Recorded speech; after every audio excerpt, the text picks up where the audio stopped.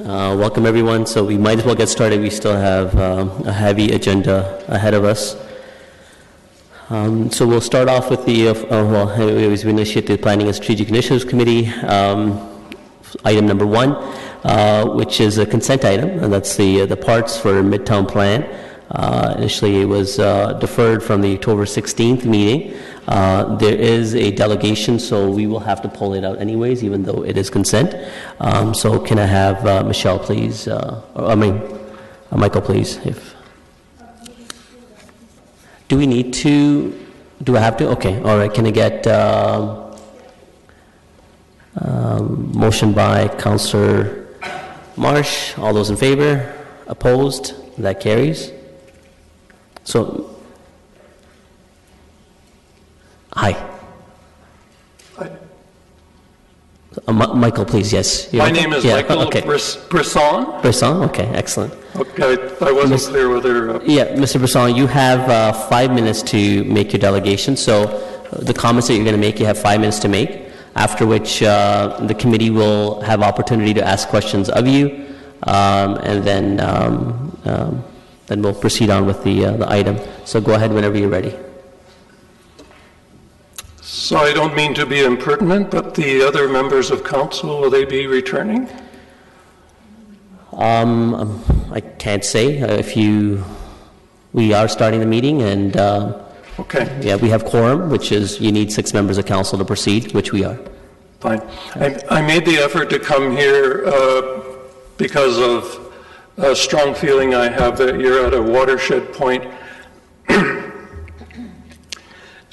with this particular situation having to do with the parks plans. By the way, I'm a Kitchener kid who got lucky, got an incredible education in planning and architecture. I'm a registered architect. I know the field. I know the best people in the field, and I've been fortunate to have had that kind of an opportunity. I made the effort to come here. I haven't been here since the early 90s. I don't come unless I think something's extremely important. What I think is extremely important for council to think about is that my observation is that this parks planning process is excellent work and is the best planning work that I've seen happen here in a very long time. But the process that I saw take place with the best of intentions during the process, and I participated in the meetings and the roundtables that have taken place, was that the best intention of the parks plans, which was to create a fine-grained network and a street pattern and service lanes for the future of the city, was diminished during the process as special interests came forward to ask not to have a street here, a lane here on their property. The worst of which, and the reason I'm here, is the situation you got into with Airbus. Now, this city, like all cities, has got a history of streets that used to be there that they've been privatized. They were actually owned by the citizens, by us. Lanes, they've been closed. They're now owned by private property. That includes the Airbus property. Now, what I'd like to suggest to you is that as you go forward with the parks process, and by the way, I know a lot of architects, the architects of this building, and I know the best people. I don't happen to know this consultant, but I've watched their work. It is excellent work. But you need to, as you go forward, to resist the tendency of certain property owners to not help you out. Now, I'll give you an example regarding the Airbus site. You have Glasgow on the north, you've got the Iron Horse Trail, you've got the tracks, you've got Strange Street. Two things that have been ignored with this focus on the large property owners. which large property owners and developers are important. But you have multiple taxpayers and multiple small property owners in the city who can actually help you achieve the good plans suggested by the consultant. So on that particular block, what's been overlooked is, I believe I read in the record, a councillor was interested in, pardon my voice, the missing mid-density housing. Talk to the property owners on the other side of Glasgow Street. It's a major artery with individual houses on it. Tell your planners, rezone that for 2 times floor space index housing. It's right opposite a huge employment center, you know, the new tech center right next to Airbus. You've run into a problem with the region that you can't get the connection the plan called for from the Iron Horse Trail to go to the new hub station. Why? Because the region was talking to a railway, and guess what? The railway didn't return their call. Look at the other side of the tracks. You've got multiple property owners along the other side of the tracks, starting with McGillivray. You've then got a social housing project. You've got a whole network of owners that are there willing, if you work with them, to give you the trail on the other side of the tracks.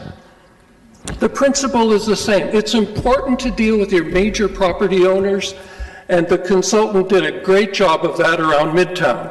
You know, you cannot ignore Sun Life and all these other people who've got parking lots. They're major operators. But don't forget all your other property owners. They're peripheral to projects. They're taxpayers. Their land can be developed too. Mr. Brisson, direct your staff to take that look. Good. Thank you. Thank you. There is a question of you from committee.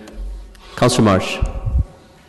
I just want to thank you for coming in, Mr. Brisson, and for providing your comments. But I just want to ask, when you read that we are revising, did you read the updated copy of the Midtown report? Yes, I've read the reports. I read specifically the documents that you responded to from the local planning consultant to Exactly. Airbus. Yeah, okay? yeah. So from my reading, non-expert, we are not closing the door to new laneways and new streets within that property. And so I'm trying to understand your point, because the way I see it, it's just articulating that to anybody looking to potentially down the road purchase that property in another generation, for example, that the drawings do not scare them away to say, oh my goodness, there's going to be a road directly in the middle of my property, right? But the fact of the matter is that such a major square space will require laneways and roads, but not necessarily in those exact spots that have been put in the drawing. That's the way I understand it, and I'm just trying to understand if you have opposition to that. Well, rather than speak in terms of opposition, I'll talk to you what I am for. Mr. Brisson, if you can stand in front of the mic so it'll be easier for everyone to hear. What I am for is a process, which is the way all planning, whether it's for this building, takes place, is that you prepare preliminary conceptual possibilities for the future. Yes. That includes drawing roads, lanes, possible housing projects to increase the density, as the province is told, everywhere. That doesn't mean any property owner has to execute it. But you have to prepare plans to show the roads. I'll give you an example. That's okay. I don't need an example, and I'm aware that we are pressed for time. I just wanted to understand where you're coming from vis-a-vis that specific point, and I understand now. Yes, so thank you very much. Thank you, Mr. Brisson. That's all the questions for you. So, can I get a mover for the item? I got Councillor Fernandez has moved the item as recommended by staff. All those in favor? Opposed? And the item carries. And the next item is for tall buildings guideline. And again, Mr. Brisson, my apologies. I looked at the next item, and it's Michelle Tremblay, and I said Michelle first and then your name, so I didn't mean to call you Michelle. So my apologies. So the delegation is Michelle Tremblay, Cusson. Michelle, again, you have 5 minutes to make your presentation. Okay. Yes, actually, you are right. You are right. I have no idea where I'm at today. My apologies. Michelle, actually, we should go to staff as rightly recommended by Councilor Gazzola. And Dana, if you can please bring forward the item. Fighting off a flu today, so I'm a little under the weather. If the committee and the delegation can bear with me a little bit today. Thank you. Go ahead. Please, if you can press, yeah, go ahead. You ready? Okay. Good afternoon, Mayor and Council. After 3 years of analysis, 3D modeling, and extensive public and stakeholder engagement, Adam and I are happy to be here today to present our tall building guidelines. In October 2016, Council approved the Statement of Expectations and asked staff to return prior to the end of 2017 with a complete set of guidelines. The Statement of Expectations was part of a more of a phased-in approach to guidelines, but also provided some level of certainty for the industry around what the city's expectations are for tall building design. The same one-year period allowed staff to attest approaches on tall building design on development approvals to ensure that our guidelines were both practical and effective. Extensive engagement with both the public and industry have occurred over the past few years in order to help shape these guidelines. In the spring of 2016, we held an open house for stakeholders and members of the public, which included a hosted interactive engagement session through Engage Kitchener. In 2017, we held an industry session which presented our first draft of the guidelines, which was followed up with one-on-one stakeholder interviews. Throughout the process, we engaged more than 400 people. We received more than 300 comments and had more than 20 meetings. Tall building guidelines are a permanent part of our urban environment, and they last for generations. Real density is created by having multiple high-density projects in close proximity to one another, and these projects have to fit relative to one another to really be successful. They have significant impacts on our quality of our urban environment. Tall buildings are complex, and there's no real one-size-fits-all approach. While we've looked and studied other cities' practices, we recognize that there is an importance in writing guidelines that are specific to Kitchener. What's being presented today is our unique Made in Kitchener approach. We've met with and listened to industry feedback over the past year and worked really hard to address their concerns. We've attempted to strike a balance between a lot of different considerations. We've looked at the local market and the changing market conditions. We do want a set of guidelines that best represent everyone's interests, and we believe we've struck that balance. So what we've developed are guidelines specifically for the Kitchener context to provide flexibility, but at the same time certainty in the submission process, scalability for any type of tall building, all while meeting the objectives for good tall building design. Thank you, Dana. I'm just going to very quickly take you through the content of the guidelines. Tall buildings are those which are 9 stories and above, and that's consistent with the city's official plan. These guidelines are intended to be applied citywide, and that's made possible and practical by our scalable approach. So in the introduction of the guidelines, we speak to how the guidelines will be implemented. Tall buildings are very complex.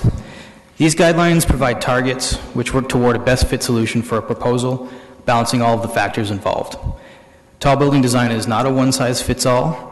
It's important to preserve for a diverse range of forms, tenures, sizes, and price ranges.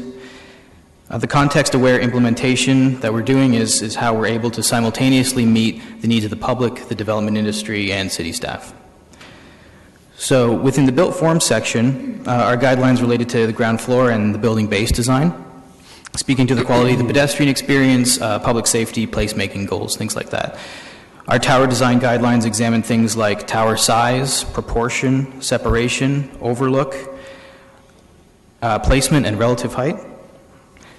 Rather than prescribing hard numbers to 1 or 2 of these elements, as other cities have done, our scalable approach preserves for a diverse range of different design options on any given site. The built form section also includes guidelines related to top design. It's to help create a skyline that is dynamic and a valued part of Kitchener's identity. In our streets and open spaces section, we consider the elements which create a safe, comfortable, vibrant environment for Kitchener residents to live, work, play, and shop. In the compatibility section, we've created guidelines which speak to a tall building's impacts on its surroundings, including lower-rise neighborhoods and heritage assets. The environment section, which is the last section, contains guidelines related to sustainability, as well as microclimatic impacts such as night sky standards, shadows, wind, and effects on local birds and wildlife. So just in conclusion, tall building guidelines have a role to play in reviewing development applications. They provide staff with a framework for reviewing tall building applications to achieve a best fit for the needs of all stakeholders, public and private. These guidelines need to be in place to help implement positive design direction on tall building applications going forward into the future. Thank you. Yes, thank you both. Now again, if I can have Michelle Tremblay-Cousson, please.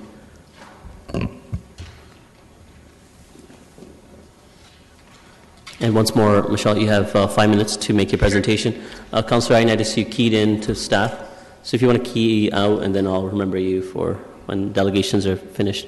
Go ahead when you're ready. Okay. Thank you very much for allowing me to speak today. My name is Michelle Tremblay-Cousson, and I'm here representing a group of Kitchener residents who agree that tall building guidelines are essential. As we all know, Kitchener is growing, and with the addition of the LRT, there will be a lot of changes within our community. It's great that guidelines are being considered and good urban form is being protected in the city's mandate. What I would better like to understand, and what is not clear in these guidelines, is who decides if a proposal fits the guidelines. Who determines what height fits into an existing neighborhood? The City Planning Department surveyed some 400 people to assist in arriving at the tall buildings guideline, yet some of the projects that are being proposed in the region completely ignore these guidelines. For example, the tall buildings being proposed at Cortland and Blockline are too high and are not the skyline we want to see in a residential community. Many long-term residents of the neighborhood will be negatively impacted, and therefore I want to ensure that these guidelines properly help shape how our community will grow and develop. Perhaps we can consider adding a commonly applied measure such as angular planes to the guidelines, as they assist in providing transition in scale from tall buildings down to lower scale areas. Doing so would limit shadow, loss of sky view, and overlook on neighboring properties. Angular plane, measured from the relative property lines, is typically used to provide transition in scale from growth areas or tall building developments down to lower scale areas such as residential neighborhoods. While there is a picture in section 2.22 depicting angular planes, there is no reference to specific measurements. Other cities have adopted a 45-degree angular plane as an appropriate measurement. The sun, shadow, and wind studies will be very important with any new proposed development. Using Wilson Place Towers near Fairview Park Mall as an example, you'll see that those towers created a massive wind tunnel, which has made it very unsafe for residents. It's important to ensure the erecting of a tower does not result in adverse wind effects at street level. The potential impact on privacy, daylight, sky view, sunlight, as well as shadows on public lands and neighboring properties is significant. It is important that we ensure tall buildings fit within the existing or planned context and provide appropriate transition in scale down to lower scale buildings, parks, and open spaces. These guidelines should limit the scale and height of tall buildings to appropriately frame the landscape while maintaining access to sunlight on the opposite side of the street at equinoxes. I don't want to make it sound as though I'm against or we're against growth and progress. In fact, we welcome it. But we believe it is important for any new development to be thoughtfully integrated with the diversity and character of the surrounding community. Tall buildings should not interrupt or impose on the character of an existing neighborhood, rather complement it. I believe there's a balance between progress and preserving our community, but we need to find it. Thanks again for this opportunity. Thank you, Michelle. Next up is Roger Suffling. Actually, if you can come back, Councillor Janeski just keyed in, and others are keying in now too. So, Councillor Janeski, go ahead. Thank you for your presentation, Michelle, and I acknowledge that you are in support of the design of the tall building report that is before us. But you also noted that the corner block line and Cortland was a concern because there's a proposal there, and the height of that proposal raises you some concern. For tall buildings, based on what you've read, what would be the maximum height allowable in your opinion? So I'm not a city planner and I don't really have a perfect answer for that one. But what I would do is look at the surrounding community and neighborhood and what you have in place. So you have the Fallowfield apartments, which are 12 stories high. You have the Cortland, 1100 Cortland, which I believe is 8 stories high. We don't have anything in our area that's past 12 stories. You have to go to Fairview Park Mall or an area where you're talking about downtown core, or you're talking about, you know, a shopping center. That's where these large, tall buildings currently exist and fit within the landscape of the community. So I would say anything 12 stories around that would actually fit in our neighborhood. Okay, so though I would gather then, so the Cortland block line is a transit stop part of the LRT system, and so the planning is trying to, along with other transit stops, to have a higher density there with more, you know, taller buildings. But you're saying that in those areas they should be limited to 10 to 15 stories more or less, and then the bigger concentrations, like being a downtown core, where they could be 40 stories or higher? Yeah, and again, it's all relative. So if you actually look at the metric I was telling you, which is angular plane, and the drawing that they had, obviously you have tall buildings, and then you have that middle-sized buildings, and then you have neighborhood communities. I can't say there's a perfect answer to this, and I do believe we need to have densification in, like, around the LRT stops. I'm not arguing that. I guess I'm just not sure why that particular location and why such a great height. It would really truly impact that entire neighborhood.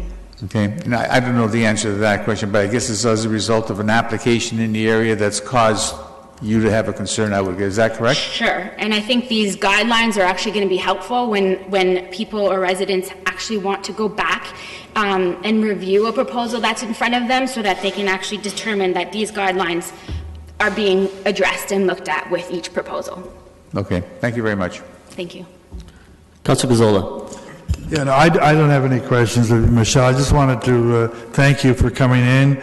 I understand you had to leave work early to come and attend, so, and I think you bring forward a lot of good points.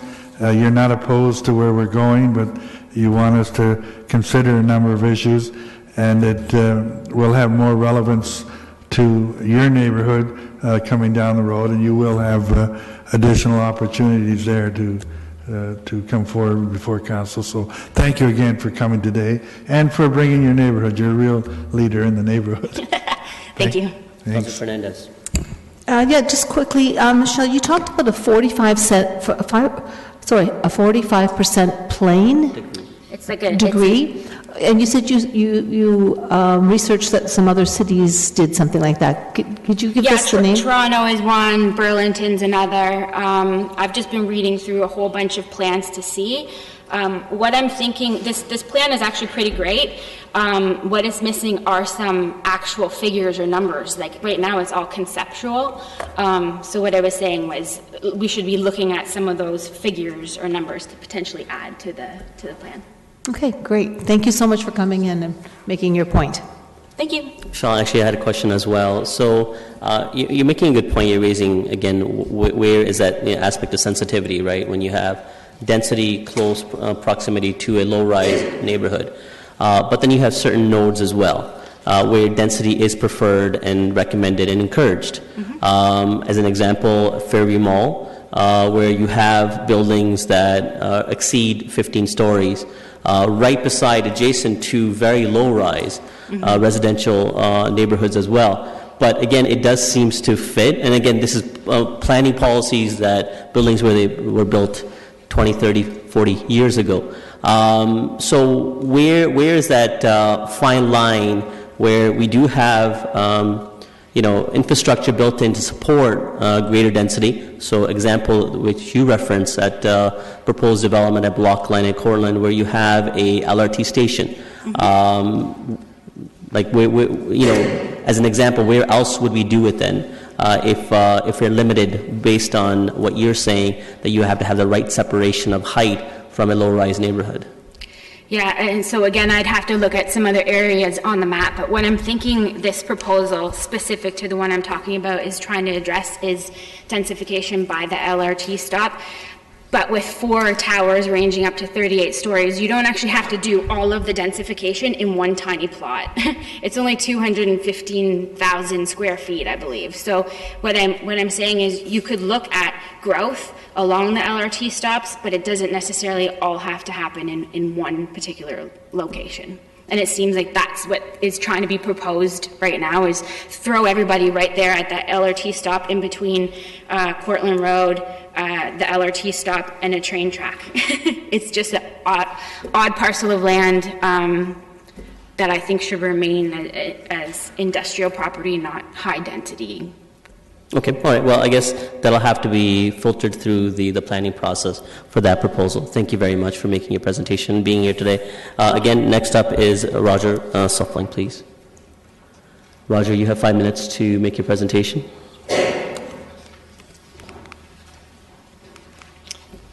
Thank you for the opportunity to address you. I represent a group of 3 organizations who have written a letter to you, and that should be on your desks. We are the Waterloo Region Nature, which is the regional naturalist organization. FLAP, which is Fatal Light Awareness Program. They have a particular interest in bird mortality. And Grand River Environmental Network, which has a general environmental focus in the region. What I'm going to talk about this afternoon is a specific aspect of the tall buildings guideline, which concerns bird mortality, and this has been a major conservation issue across the country. We are broadly in favour of the guidelines. We can see a lot of good things about them. We are pleased at the degree of consultation and the early consultation that took place. So there's a lot of good things going on here, and we don't want what we're saying to just sort of sound negative. These are just remaining concerns that we have. We like the proactive approach to tall buildings, and we appreciate the individual recommendations, like the urging people to have connections between tall buildings and parks and trails and so on. I want to set the context of what's going on here. There are 2 major causes of bird mortality in urban areas in Canada. And this mortality is significant, between 6 and 45 million birds per year. And in Toronto, between 1 and 10 million birds per year. And this isn't a local bird problem, it's a national problem. And there are two issues. One is high-level collisions high up on the buildings at night during the migration season because of excessive lighting.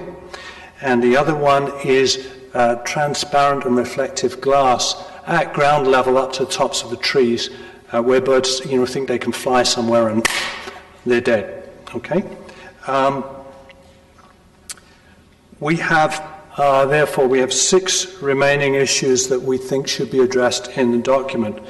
The first one is the obvious contradiction between the statement on pages 2 and 11, plea for a high percentage of transparency, which is kind of anti-bird, and then the plea for bird-friendly structures, which is pro-bird, and the 2 things are in collision here. We think there's a way around this, which is to use the wording a high percentage of visibility, because to have a building that is safe and welcoming is not necessarily to have a building that has giant sheets of cheap glass. We want to see the illustrations replaced or modified because the buildings shown are typical bird-killing buildings. Third, and this is really important, we want to discourage uplighting and aesthetic lighting on buildings, because this is really what causes mass mortality and results in ecological damage and a lot of heat within the community in terms of bad publicity. We would like to see the environmental section integrated with the rest of the document in terms of cross-referencing. And we would like to see the recommendations of the International Dark Skies Association included in these guidelines, because this isn't just a bird issue, it's to do with people's sleep patterns and comfort within the city, as well as our being able to see the sky above us. There's an increasing amount of glare developing in cities generally. We would like to see a recommendation for blinds to be added to windows to stop light leakage at night, and this is also energy saving. So, just to finish up here, we are willing to engage in a dialogue on other issues which are beyond the purview of the guidelines, namely the management issues, which will be ongoing and very important. And I leave you with one parting thought. As lighting gets cheaper, its use becomes more profligate, as you have cheap LEDs and so on. Do you want to have a marvelous city centre, or do you want to have a city centre based on Marvel Comics? Thank you. Thank you very much. There are questions of you. Councillor Janeski, go ahead. Thank you for coming in, Mr. Suffling, and making your presentation. Your package that you gave to council here, have you given this to staff and talked to staff about it? Yes, it was sent to staff in City Hall. I'm not sure it got to the two actors here, the main people on staff who were dealing with this. It was put together over the weekend, and it has only just been delivered this afternoon. Oh, okay. So you've had no communication with... I can make sure they get copies. Okay, I appreciate that. You were here back a month or two ago regarding the lighting of the smokestack, the former smokestack there back on Joseph Street, through the same concerns of lighting, right? Yes. Yeah, okay. Your concern of these buildings and I guess the way they're built and how much light these buildings emanate when they're lit up at night, and I guess there's going to be a lot of metal and glass basically, and that's the concern that you have. Notwithstanding this proposal, of all the existing buildings we have right here in Kitchener and Waterloo and Cambridge, the ones that are 8, 10, 12 stories, and some of them a little higher, have you experienced, or from your research, a problem with birds hitting the existing buildings right now? Oh yeah. This is kind of ironic. If you go down to the architecture school in Cambridge, which is a refurbished building, and it's, I don't know how many stories it is, probably 6. 3? Okay. There's a row of windows along the ground floor, nice big picture windows, and they reflect from the shrubbery immediately opposite, just a few feet away. You can go down there most weeks and find dead birds. So what you're telling me is really it's not the height of the building, it's the way the building's designed with lighting, because that's only a 3-story building. No, there are 2 separate issues. One is daytime strikes, where birds see reflections as reality and they fly into the window, okay? Or they try to fly through an opening that appears to be a flyway through, but is actually two glass facades. The second issue is during the migration period, at night, when tall structures, and the taller they are, the more it's a problem, tall structures are lit, especially from the bottom upwards. The typical scenario would be a May night, a late April night, foggy or low cloudy conditions, and a south wind, and you can have 1,500 birds dead at the bottom of a structure if it's lit from below with uplighting, right, and it's tall. If we didn't have that lighting and we didn't have any glass in those tall buildings, would we have a problem with birds? Occasionally, yes, but not much. So it really comes down to the architecture of the building and how much brick there is versus how much glass there is and how much, Yeah, it's a design issue, and it's very much an economics issue in the sense that, proponents, developers will try to cut costs, and glass is cheap. Yeah, okay, so really the concern is not the height of the building, it's the structure and the architecture in terms of glass. I mean, you can have three-story buildings, you give me an example, Yeah. and there you have a problem. Yeah, the devil is in the details. We're not asking for buildings to be different heights, different design, whatever. You know, they can be tall. But let's make sure that they're not lit unnecessarily. Just because you can, it doesn't mean you should. And that was why my reference to Marvel Comics. You know, I'm not sure we want that kind of city anyway. And the other situation is the behaviour within the building. You know, if the lighting is at the wrong time of year, in the wrong way, then you're going to get major problems. And that's why I made the reference to management as one goes forward. Okay, thank you very much. Thank you. Mayor Ivanovic, there's more. Thank you very much, and thanks for coming in and sharing some of your perspectives. Sir, there's questions of you from the mayor. Yes. Thanks for coming in and for sharing some of your perspectives with us. In particular, I noted toward the end of your letter, you indicated that as a group of organizations, you'd be interested in helping raise awareness about dark sky and bird strike issues amongst developers, building managers, and the general public. Are there some best practices that you're aware of from other cities in terms of how this is done and work that we could potentially undertake? In terms of management, I'm not sure that anybody's very, very far forward. Probably the people at FLAP could give details if there are, but most of the emphasis has been on design. I'm very much aware that, you know, a lot will depend on the superintendent, on the tenants of a building, on the commercial operators in the building, their goodwill and their understanding. They're not going to understand these issues, and they're not all bird watchers, you know. They're not going to understand these issues unless somebody brings them to their attention in a way that they can respond to, in a practical way. Now, is this, like some of the concerns, particularly around the bird death, is this something that typically is experienced at all tall buildings? Because like I think, for example, our building here is 10 stories high. Mm-hmm. And, you know, over its last 25 years lifespan, I'm not aware of significant numbers of bird deaths, as an example. No, you don't have a lot of tall vegetation right up against reflective windows. Okay. You have a lot of surfaces out in the square here where the skating rink is with, you know, broken up window surfaces, and those are generally not a problem.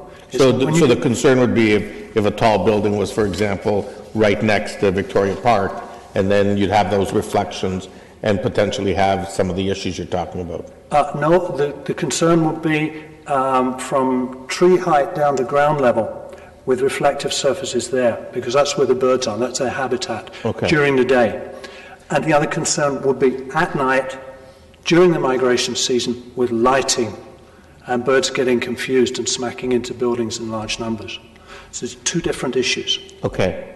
But again, I guess my point is that we haven't had a lot of that situation here. Mm. And is it because of the fact that, you know, we're doing, I mean, I know that, for example, we turn off our lights at 6 o'clock, and they, you know, they get turned on, but they're automatically turned off on 2-hour cycles and so on, partially to save energy, admittedly. Yeah.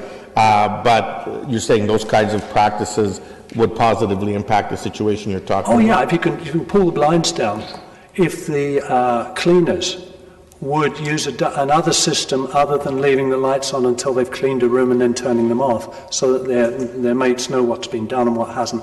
You could put a tag on a door, you know. There's ways of tackling this that don't cause a lot of expense or inconvenience. Okay, thank you. There are questions from Councillor Schneider. Thank you, Chair Singh. You mentioned that it's possible for 1,500 birds to lose their lives in one night. Yep. Where has this happened? Toronto. And what's the bird power stations, lighthouses. Yeah, but those are cities near large bodies of water. So are there differences in bird population? So would that be normal? I mean, I would expect that would be something that would be covered by the media if there was that many birds killed in one night. Well, it has been covered extensively for Toronto. We're all on a flyway, on the Eastern Flyway, with migrants going north. So it's not a local problem. It's a problem with the cities are like a series of obstacles, lethal obstacles in the way of bird migration. So we're not going to move away, and we're not going to stop building cities, but we should wise up on how to do it. Okay. We need to be smarter. Okay. I admire your passion for this. I just question some of the statistics, that's all. Well, I'm an ecologist with nearly 50 years of experience professionally. I read the scientific literature. There are good papers and there are bad papers. There's a huge mass of good papers on this science. If you send me an email, I'll be happy to send you summaries of some of them. If you go to Michael Messier at Fatal Light Awareness Program, he can give you the statistics and the origins of the statistics, where they're coming from and who's collecting them. It's well established and it's pretty devastating. Okay, thank you. All right, thank you, Roger. Thank you. Councillor, I noticed you had keyed in to ask questions of staff. Do you want to key back in, if you still have them? Go ahead. Thank you, Chair Singh. I guess my question is basically, how long have we been working on this project for?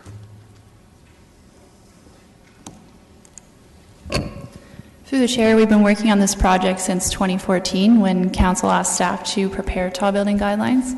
In that time, we've done extensive engagement, 3D modeling, study and analysis, as well as the release of a statement of expectations prior to coming forward tonight with the full document. Okay. And how many public meetings have we had in regards to this? Through the chair, we had, in 2016, we had an open house and presentation, and then that was followed up through an Engage Kitchener survey that was public that ran for a few months. Okay, and my other question is, I remember, I think I saw the slide, but you had the amount of how many comments that were received, or how many folks have, it was 300? Yeah, approximately, or more. And do you have the it went by so quick. Do you have the representation of what that slide was? Was it mainly residents? Was it mainly educational? Was it development world? Yeah, the infographic that's on the slide, if we can go back to that, has the breakdown. At the first meeting in 2016, the public open house on the Red Tower on the far left, we had 196 comments and 80 people in attendance. The Engage Kitchener survey had 241 people that participated and 29 comments that were received. In 2017, we had our industry engagement, so we had our industry stakeholder, which we had 99 comments, 13 one-on-one interviews with the industry members, and 34 people attended that meeting. We also had many internal meetings with city staff and council, and we had approximately 36 people engaged internally, as well as we've provided all this information to the neighborhood associations. Okay, and that is a great graph, by the way. I like that one. Yeah, sorry. Okay, that's excellent. That's what I wanted to hear. Chair, when the time's ready, appropriate, I'm willing to move the recommendation. Sure, I'll come back to you. Councillor Marsh? Just a question or two of staff. So, first of all, what a beautiful document. Well done. I know this has been highly anticipated by many members of the community and the planning community as well. So I'm glad to see this before us today. One of the delegates mentioned the concept of the angular plane, which I know you're really quite highly familiar with. Is it not in the Planning Act that 45-degree angular plane is required for? No? So can you tell us about just provide some detail about your considerations, specifically around Angular Plane, as well as is the equinox timeframe a consideration in any of our guidelines? Through Mr. Chair, Angular Plane is something that we studied extensively as we studied every aspect of tall building design throughout the last couple of years. We believe that we've achieved the positive effects that Angular Plane can achieve through other means, including separation, overlook, tower placement, tower orientation. These are a more complex set of relationships that more fully guarantee good design relative to what we would do if we implemented Angular Plane. Angular Plane runs the very real and common risk of pushing all of the building massing to one side of a site, resulting in very, very long, very, very tall buildings, because that's when it's cleared that Angular Plane. Because it's such a strict number being applied in any potential context, it can have a lot of unwanted effects as well. So that's why we speak through the way that we intend to implement the guidelines and through the built form elements that we are proposing as being important to these relationships. Flexibility, scalability, things that change relative to one another instead of a single element that has to be met. Oh, and sorry, for the equinox, we certainly look at sun shadow studies for every tall building development. We ensure a certain standard of access to sunlight. We work with individual applications to determine exactly what that needs to be in every individual context, but sun and shadow analysis is a very important part of our process. Okay, thank you very much. And can you speak to how the city will be able to hold new developments that come forward accountable to the tall buildings guideline, or to what degree we can? Through the chair, once these are approved, staff are excited to be able to implement these through the site plan process and through the development application process. Once an application comes in, we'll be able to work with applicants to achieve the intent and the spirit of these guidelines. As you know, there's many guidelines and there's many ways to look at the application. This is a tool for staff to review a proposal against. It's also provide some certainty for the industry as to what the city expects for tall building guidelines. As Michelle had mentioned earlier, it's a tool for the public to look at a development application and review it, and so that everyone has an idea of what the city's expectations are for good design. Wonderful, thank you.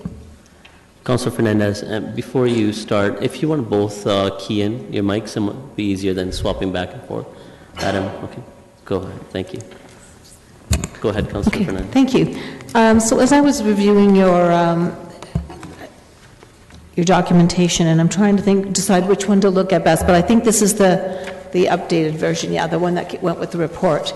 So my questions are originating from that report. So when I say page 6 of 18, that's the one that you had the slide that was on, you just took it off before you put the engagement on. Is this picture that I see here something that we're looking at attaining in our city?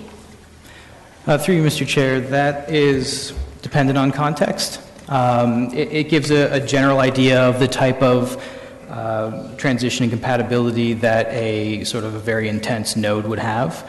Because that's really intense. I mean, it is. I don't know how we would avoid shadowing. I don't know how we would avoid wind tunneling, snow. But that's a comment, so you could take that into consideration, please. Page 8 of 18, it says, tall buildings that are part of a multiple tower development should do everything possible to meet their overlook target on site. So the word everything possible leaves it still pretty open-ended, in my opinion. I'd like to know, I guess, what kind of rationale would we see that would be acceptable? Where somebody would say, a developer, a builder would say, well, I've done everything possible, but, I still have to have this. So, where would we give that? Sorry, through you, Mr. Chair. There are circumstances in which a site shape does not allow overlook to be met according to the letter of the law within the guidelines. In those cases, it might be possible to exceed separation distance, for example, and by exceeding separation distance by a certain amount, that lessens the concerns of overlook because it creates more space between the buildings, people are farther apart for privacy concerns, the shadows aren't as impactful, things like that. So we wanted to just make sure that there were ways to work with a potential site, and there certainly would be circumstances where two towers wouldn't be appropriate next to each other because they couldn't achieve the overall intent of the guidelines. But there is room to move the elements around in order to achieve good design. Okay. On page 9 of 18, you show all the different ways of separation, overlook, relatively height, orientation. When we met in my office, and you were pretty excited about that you were able to achieve, I believe, relative height and orientation on a development that's coming forward. So that, and with no disrespect to the Drulo buildings on Fallowfield, that we would not see something like that again. Is that correct? Yes, correct. Okay. Because, I mean, I've had experiences we discussed with the Drulo buildings on Wilson, which are absolutely unacceptable, in my opinion, for safety for residents coming out of those buildings, and many, many seniors live in those buildings. So I hope we don't see that again. When I look at page 10-18, that's a picture of the City Hall plus the City Center building. And I know that this is all about buildings that are over 8 stories high. What is too high, in your opinion? Have we set that height? And if we haven't, why haven't we? Through the chair, that's very context specific, and these guidelines aren't looking at setting a height anywhere in the city. Official plan designations and zoning are another tool, and are the combination thereof that set the height and density. These guidelines are something that will apply through site plan control to look at how we can make the tall buildings that either are approved or that are previously zoned or designated for tall buildings, that they best fit with the compatibility of the neighborhood. So when will this guideline come in effect? After council? Through the chair, this guideline will be in effect once it's approved by council, but it will apply to all building proposals that are 9 stories and above. Okay. And I got a couple more. I'm going to run out of time. On page 14 of 18, you show a little 2 little houses and a building in behind. Is this where we're talking about that 45% plane? Is that what we're seeing here? I mean, the building in behind, I think, is an example of Trio on Belmont. Is that right? This is an actual picture. Is there enough separation for both the people in the apartment building, but also the people in their backyards to have privacy here? So, through Mr. Chair, this photo is more of an example of what the visual impact of a tall building can be on neighborhoods surrounding it. Tall buildings often have greater visual impacts than one expects when one's looking at a site plan, for example. In this case, a 45 angular plane would be achieved absolutely effortlessly many, many hundreds of meters before we even get to this building. Okay, yeah. All right. I will key back in then. Yes, please. Thank you. Councillor Janeski. Well, continuing on with the questioning of Councillor Fernandez on the height, I was going to test you, but you sort of answered the question in terms of, is there a maximum? And I didn't see anything in the report, but on the other hand, this report is an urban design manual as opposed to a zoning bylaw. So there's 2 different animals we're talking about, although they will complement each other in terms of the proposed application, but they're 2 separate documents, right? So really, we could have a 10-story building, a 20-story building, 40-story building, even a 60-story building. There's no limit. It all depends on the size of the property, distance separations, and as you pointed out, separation, orientation, overlook, all those factors we key in. The bigger the property you have, the better opportunity you have to go up. So we don't have to worry about that because we don't have huge properties in Kitchener, although there are some that are reasonable. So the zoning bylaw will address the floor space ratio, the height, setbacks, and all that stuff, which is fine. On page 6 of your report, you've got at the bottom half a very beautiful picture of half a dozen buildings, nicely situated, oriented, separated, and all those nice little words, and they look great. And this is just a proposal. There's no example of a thing, right? But there's a lot of glass there.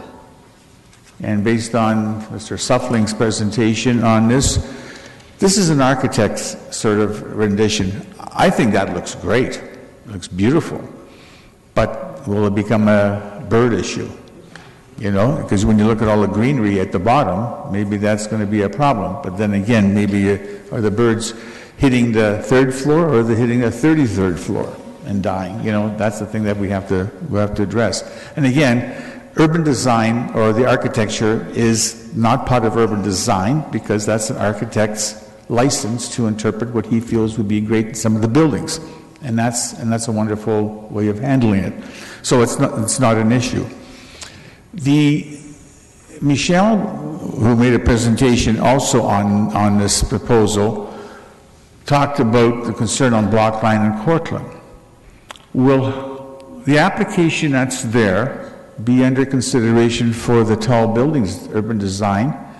But you also stated that this will come into effect once council approves it.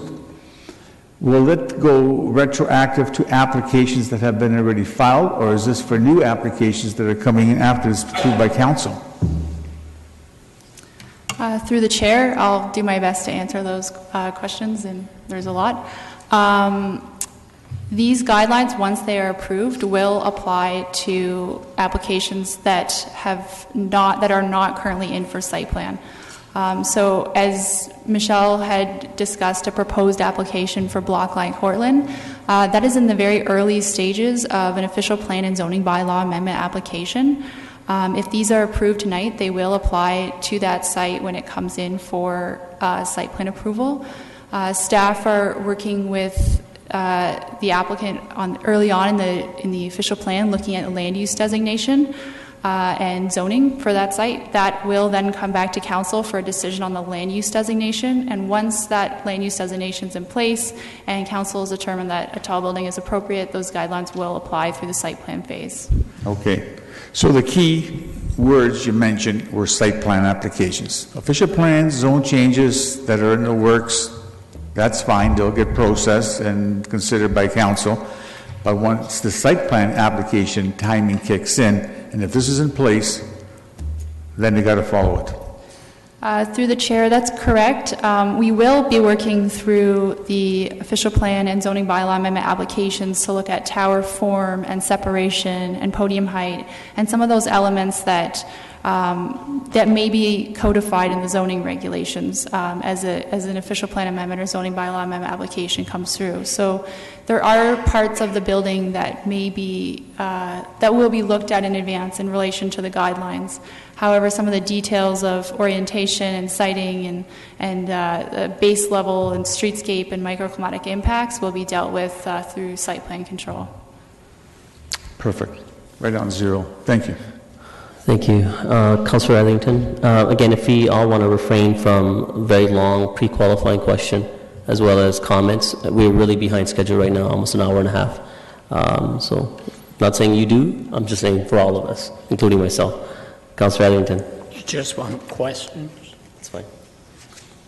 I figured that's what you were trying to say, but my first question on page 2-3 of your introductory report, CSD 17097, there's a paragraph there that says, what is a tall building and where will the guidelines apply?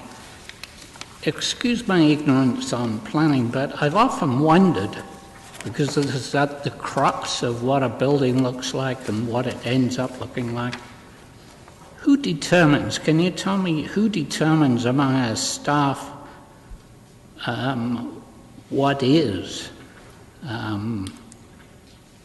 high design and architecture in relation to any tall building. Do you guys determine that? Through the chair, I think this document will provide a framework for what is good tall building design. Based on the input and the principles we received from the public, based on the engagement we received from the stakeholder, and based on the study and analysis we've done over the past few years, we feel that this guideline for Kitchener will act as a guiding document for what represents good tall building design. And probably in this chamber right at the moment, there are some very impressive architects, planners, designers. They would come up with different opinions from our staff planners occasionally. What do you do then in relation to how a building looks? Through the chair, through the planning process, we do have different opinions, and that's something that we work out. We do have this set of guidelines that looks at design principles, such as activated streetscape or mitigating microclimatic impacts. The design of a building, for sure, is somewhat subjective around different architectural professionals. However, the design principles that are outlined in this document are very clear, and I think that those are something that many of us in the planning and design profession can agree upon.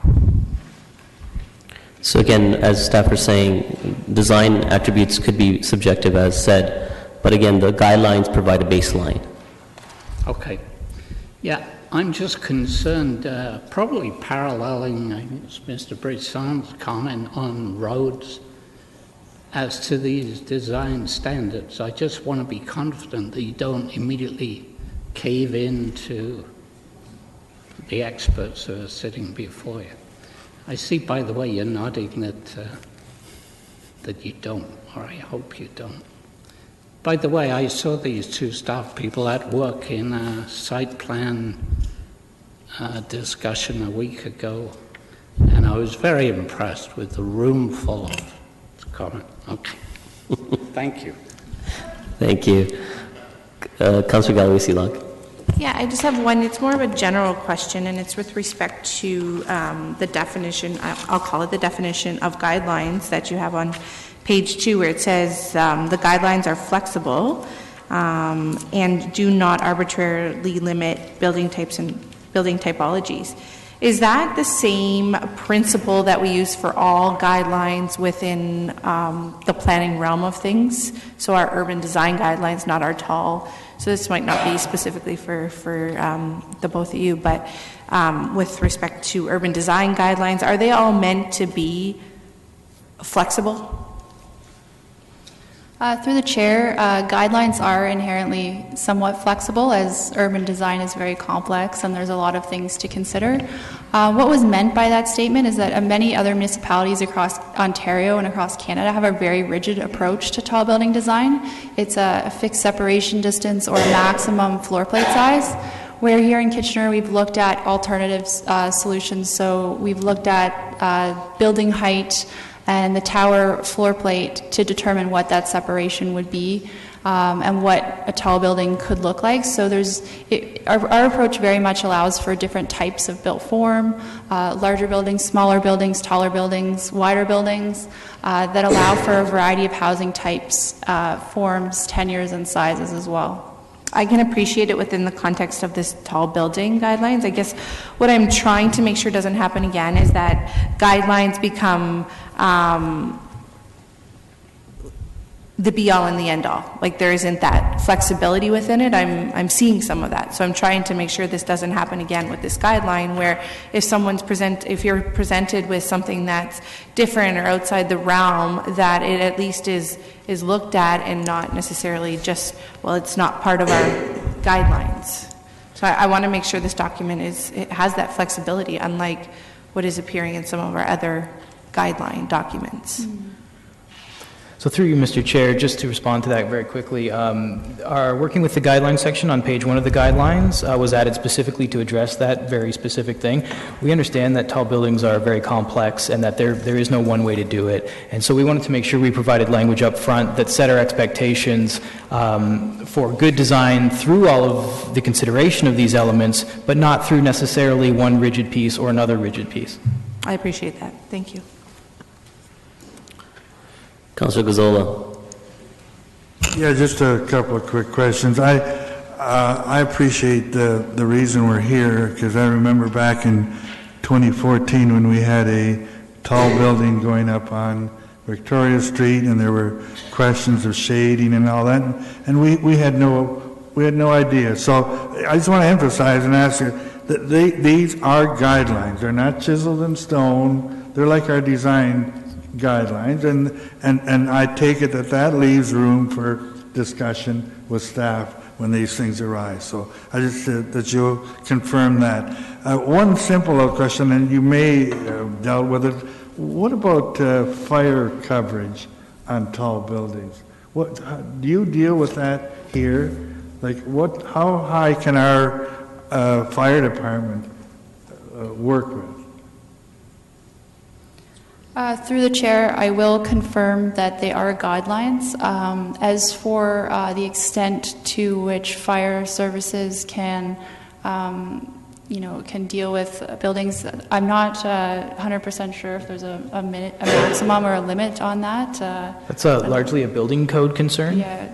The fire services comments on all development applications that come in to city staff. So, I mean, if there was a concern regarding height or the ability to put out a fire, I'm sure that would be brought forward at the time of an application. Have they had an opportunity to discuss your plans at this point? Through the chair, they were circulated a draft of the document. And you've not heard any comments on it? Yeah, they had no issue. Okay, thank you. And again, Councillor Gazzola, we're not talking through these guidelines aspect of height. They're, again, coming back to general guidelines of what can fit and is conducive to good design and build. Mayor Brbanovic. Comment. Comment, okay, if you can ring back in. Councillor Fernandez. Yes. I just wanted to point out that on page 11 of 18, one of the statements here is the back of house areas should be lit, and use of lighting and landscaping to maximize safety and comfort. I'm wondering if that speaks to some of the concerns that Mr. Suffling had with regards to FLAP.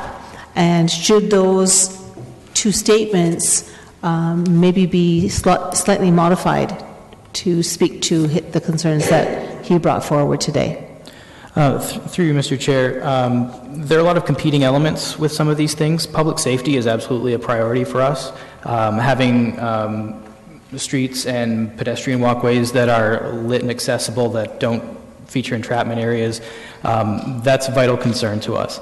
At the same time, we do have guidelines in this document that do speak to night sky and to bird collisions. Those are on page 17 and 18 respectively. It's really more about working through an individual proposal to ensure that we can achieve both. Okay.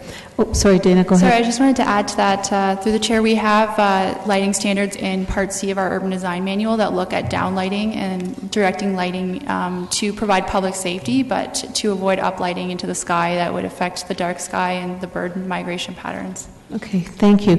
And one other comment on page 18 of 18, where we talk about the sun shadow analysis and wind study, and I think it's really critical that in this climate, in a Canadian climate where many people are starting to suffer from the whole sun deprivation disorder, that when we're looking at these building designs, we make sure that we have a high expectation on this. I think that's really important. The last thing we want to do is see people coming out of these buildings who have been deprived of the sunlight and the light that we all sort of require to make us happy. So, thank you. Take that as your comment as well? Sure. Okay. Councillor Ioannidis, comment or question? Yeah. Okay, Councillor Ioannidis. Thank you, Chair. Chair Singh. When this was proposed, I really had some major concerns. And I'm glad you turned me around. And the thoughtfulness and the depth of engagement that you guys went through is greatly appreciated. And I'm glad we took the time to go through things over, because as what I recall, the appetite at the time was let's get this done right away. And that was my big concern.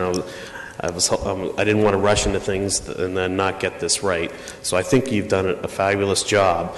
And I do appreciate the flexibility that's within these guidelines. But more importantly, I appreciate the fact that you're able to preserve the economic impact that this would have caused, as well as the environmental impact, and then as also the social impact. So I think you guys did a fabulous job. Thank you. Mayor Beveno. Thank you very much. Yeah, I too just want to thank staff for all of the work that's been done over the last couple of years on this project. I think it has been very comprehensive, well thought out. Many of the issues, if not all of the issues, have been covered off. It is a balancing act, right? I mean, you want to see the presence of some tall buildings and so on in an urban environment, but at the same time, it's absolutely integral that they be done in a way that is respectful of existing neighborhoods, and also that it's done in a way that that ensures a good pedestrian comfort factor. And you know, it's very different to build high rises when you're on a 2-lane road structure versus when you're on a 4 or 6 lane road structure, and what that means for pedestrians and so on. And I think a lot of these issues, coupled with our zoning or bylaw and our OP, have ensured that all of this gets covered off going forward. I think there are some good suggestions around how we can do some education of the development industry, whether it's on things like night lighting and bird migratory patterns and so on, and how that potentially is impacted by the work that we do. And as this evolves in the coming months and years, perhaps that's something we can look at providing some of those sort of information sheets and making them available as a way to support development going forward. Thank you. Councillor Etherington. Through you, Mr. Chair, back in the stakeholder feedback, the page just ahead of stakeholder feedback in Part B, Design for Tall Buildings, page numbers are bewildering in the document I have. But I just wanted to say I strongly support staff's arguments against the use of suggested, they call it softening of the language that softens these guidelines. I call them waffle words to dilute this kind of process, and I would strongly encourage you not to go that route, despite the fact several councillors would like you to go that route. I think there's a difference between flexibility and total cave-in. I even have trouble with the word guidelines most of the time, because I don't want your high standards to be threatened by this kind of language and use of these words. So I hope you will maintain your standards and watch out for that type of words. You're aware of them, and stay with your high standards. Thank you. Councillor Davey. Thank you. I want to start by thanking staff. I think oftentimes we comment when we have to go external for this sort of work, and I'm happy to see that this work was all internal, and I think it was appropriately handled by a planner and an architect. I think they did a great job in terms of engagement and the guidelines before us. I'll be happy to support the recommendation. I think it does walk that line between seeing the sort of structures that the high-quality sort of buildings we want to see in our city in the future, but without unnecessarily discouraging developers from wanting to build here. And because as we're all aware, towers are the most sustainable form of development, whether you're talking about the environmental impacts or the fiscal ones in terms of infrastructure. So I think I would just say great job, and I think as a result, our city's going to be much better in the future. Councillor Janetsky. Well, I see that we have another exemplary report here again from our wonderful Department of the Planning staff, who have done again an amazing job of putting it together and bringing us some guidelines and design that is sort of needed. I remember back in my days when we just sort of built it, we didn't consider it as strongly, and it wasn't an issue at the time. Other factors were important, but this, as we come to try to make buildings look good and areas around the buildings look amenable, livable, this document certainly goes a long way to do it. I definitely will be supporting it, and once again, congratulations to staff and all of you to put it together. Another fantastic report. Councillor Schneider. Thank you, Chair Singh. I also want to compliment you on a real wonderful project. I think, in the meetings that we've had discussing this, and there's been so much engagement, and thank you for keeping council informed along the way, but this really, I think, allows for some great flexibility, a variety of buildings. I think it's going to inspire creativity, some very distinctive and great buildings. I think we've got a great development community here, and I think they're very capable of doing great things, and I think something like this and allowing them to work together with you is going to provide us with some really great buildings. And I love the fact too that you're really putting a good focus on the streetscape, so things will be alive and vibrant at street level, and it's great work, and I commend you highly on it. Councillor Gazzola. Yeah, I'll be very quick and brief. Try to be. I too want to thank staff. I think they've done an excellent job. I know where we were a few years ago. We didn't really know, weren't sure which way we should turn, and they've done a good job with dealing with the public, but also have spent time with all of council and explaining where they're going. And just people that have concerns about whether things will soften in the future. Until next Monday night, these are staff's designs, but after that, the buck stops with council, and the problems that belong with council, and it's up to council then to defend them in the future. Thank you. Thank you. That's the last comment, so I'll quickly make mine. And think many members of committee and council have, complimented staff on great work. It's this body of work, and I know it was a long time coming with a tremendous amount of consultation with the stakeholders, with the public, and seeing best practices. And it's tremendously hard to be all things to all people. But this report seems to satisfy all sides, and that's a quite of a task, and compliment goes to the planning staff and of course to you, Adam, and to you both actually, that you guys have done a spectacular job with consulting council leading up to this report. And the only other thing I would say is some comments were made aspect of flexibility or looking at it, setting high standards or, setting a exception to, the guidelines or word guidelines. I think we are not here to set in stone of what we expect. There is no question we are going to intensify as a city. It's not if, absolutely, it's when, and that when is coming very quickly.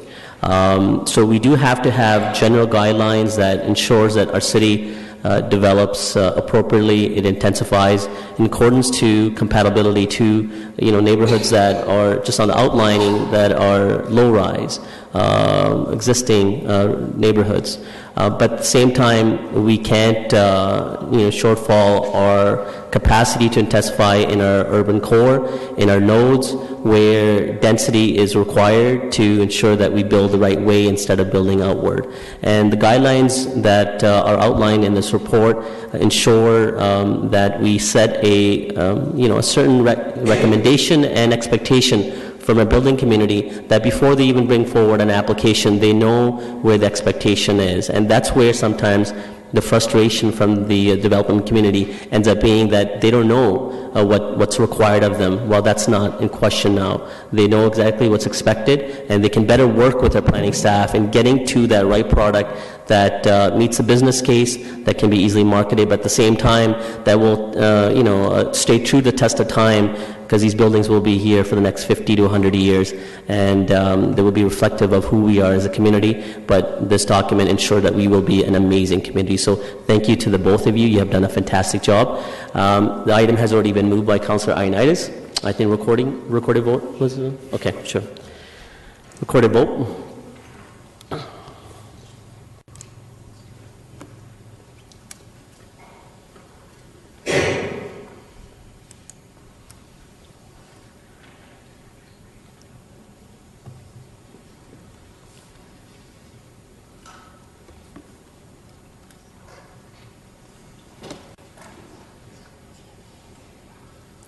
And that was unanimous.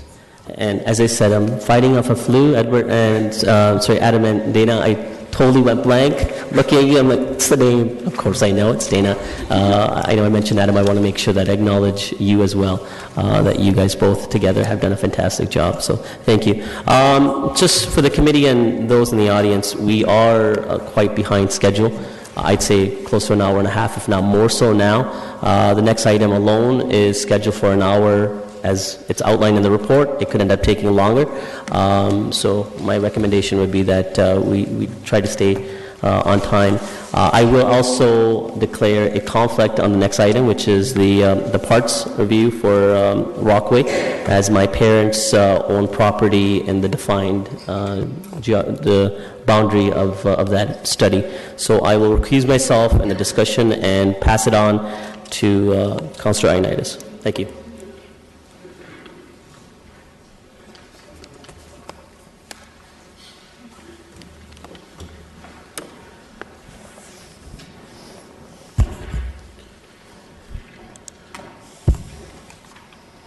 Yeah, there.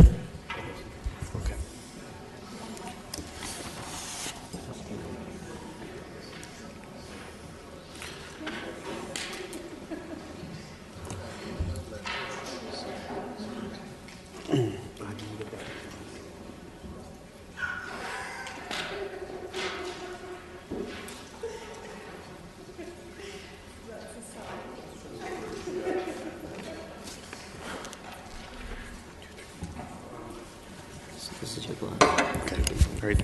Okay, thank you, everyone. We will now move on to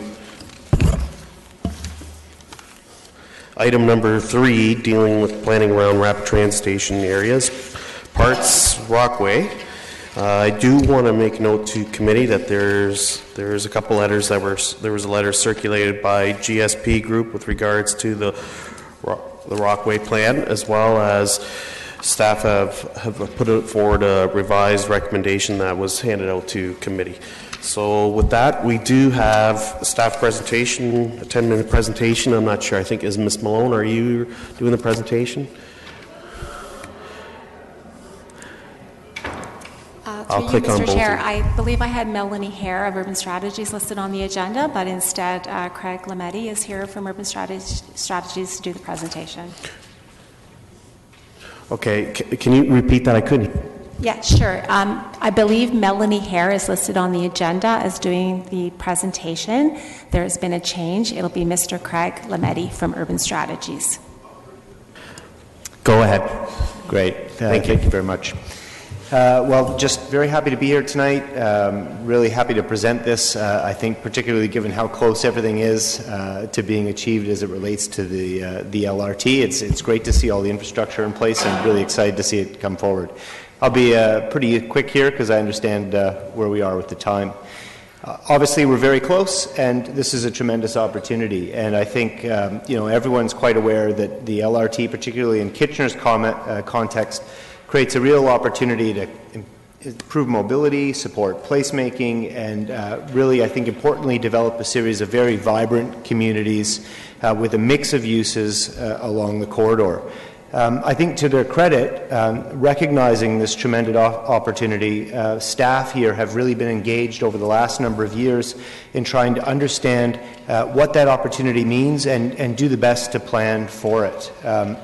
We're here tonight to present the Rockway Station Area Plan. It really comes a part of the third phase of the Planning Around Rapid Transit Stations process, known as PARTS, which commenced earlier on with a Phase 1 sort of background report and study, a series of Phase 2 initiatives that looked at sort of corridor-wide strategies, and now in Phase 3 we're here looking at the specifics of these station areas. And this falls on the heels of the Parts Central Plan and the Parts Midtown Plan, which I think you saw about 6 weeks to a month ago.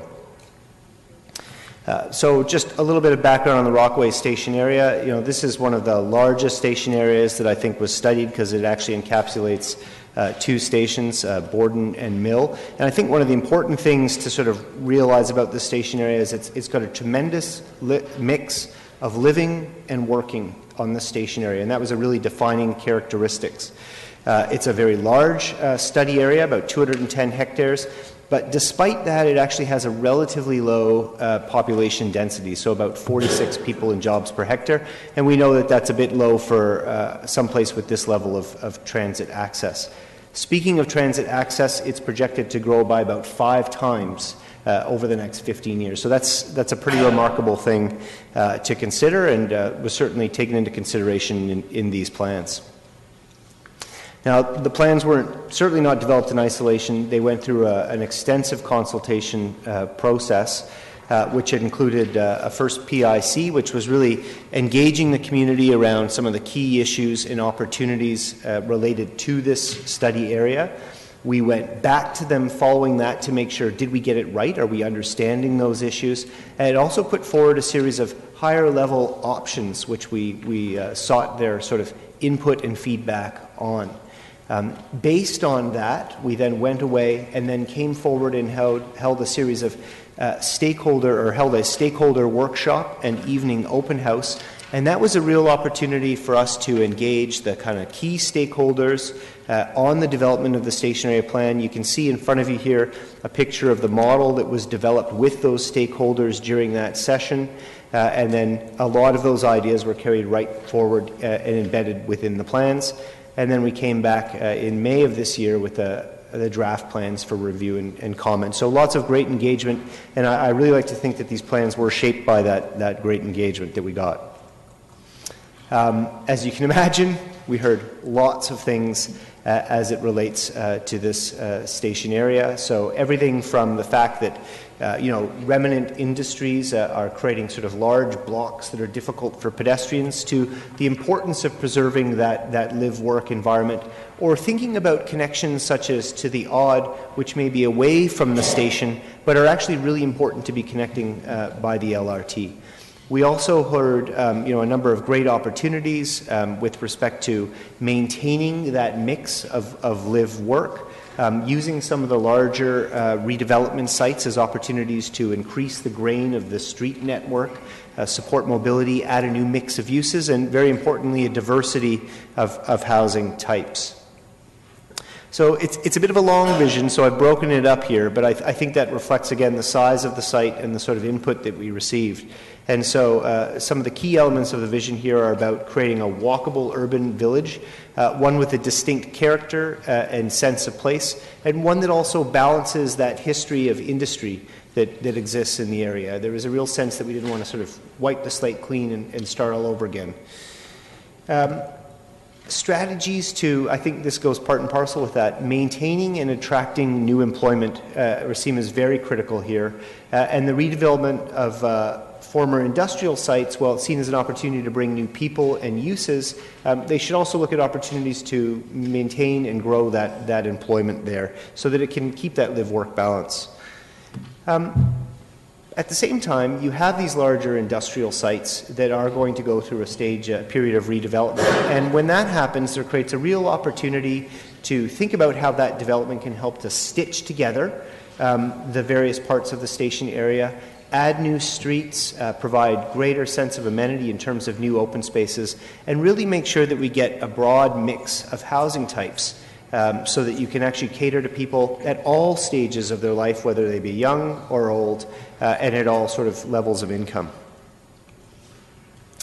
A key part of this, and I think one of the distinguishing features about the Rockaway Station area, was the fact that Shoemaker Creek and Schneider Creek corridors run right through the middle of this, and it posed certainly some challenges, but I think also a tremendous opportunity, and that's captured here in the vision, as an opportunity for ecological restoration of those corridors, and use that restoration to really create a signature central open space that obviously provides amenity, but also creates a setting for that higher density development. And then I think this last point, again, was just to re-emphasize the importance of creating and preserving that live-work environment, was that you have new houses and amenities that create an attractive place to live, but also at the same time continue to attract new employment opportunities by creating an attractive place to work. So the key directions and strategies within the station area plan, I think, are really divided under three key themes: built form and land use, mobility, and public realm.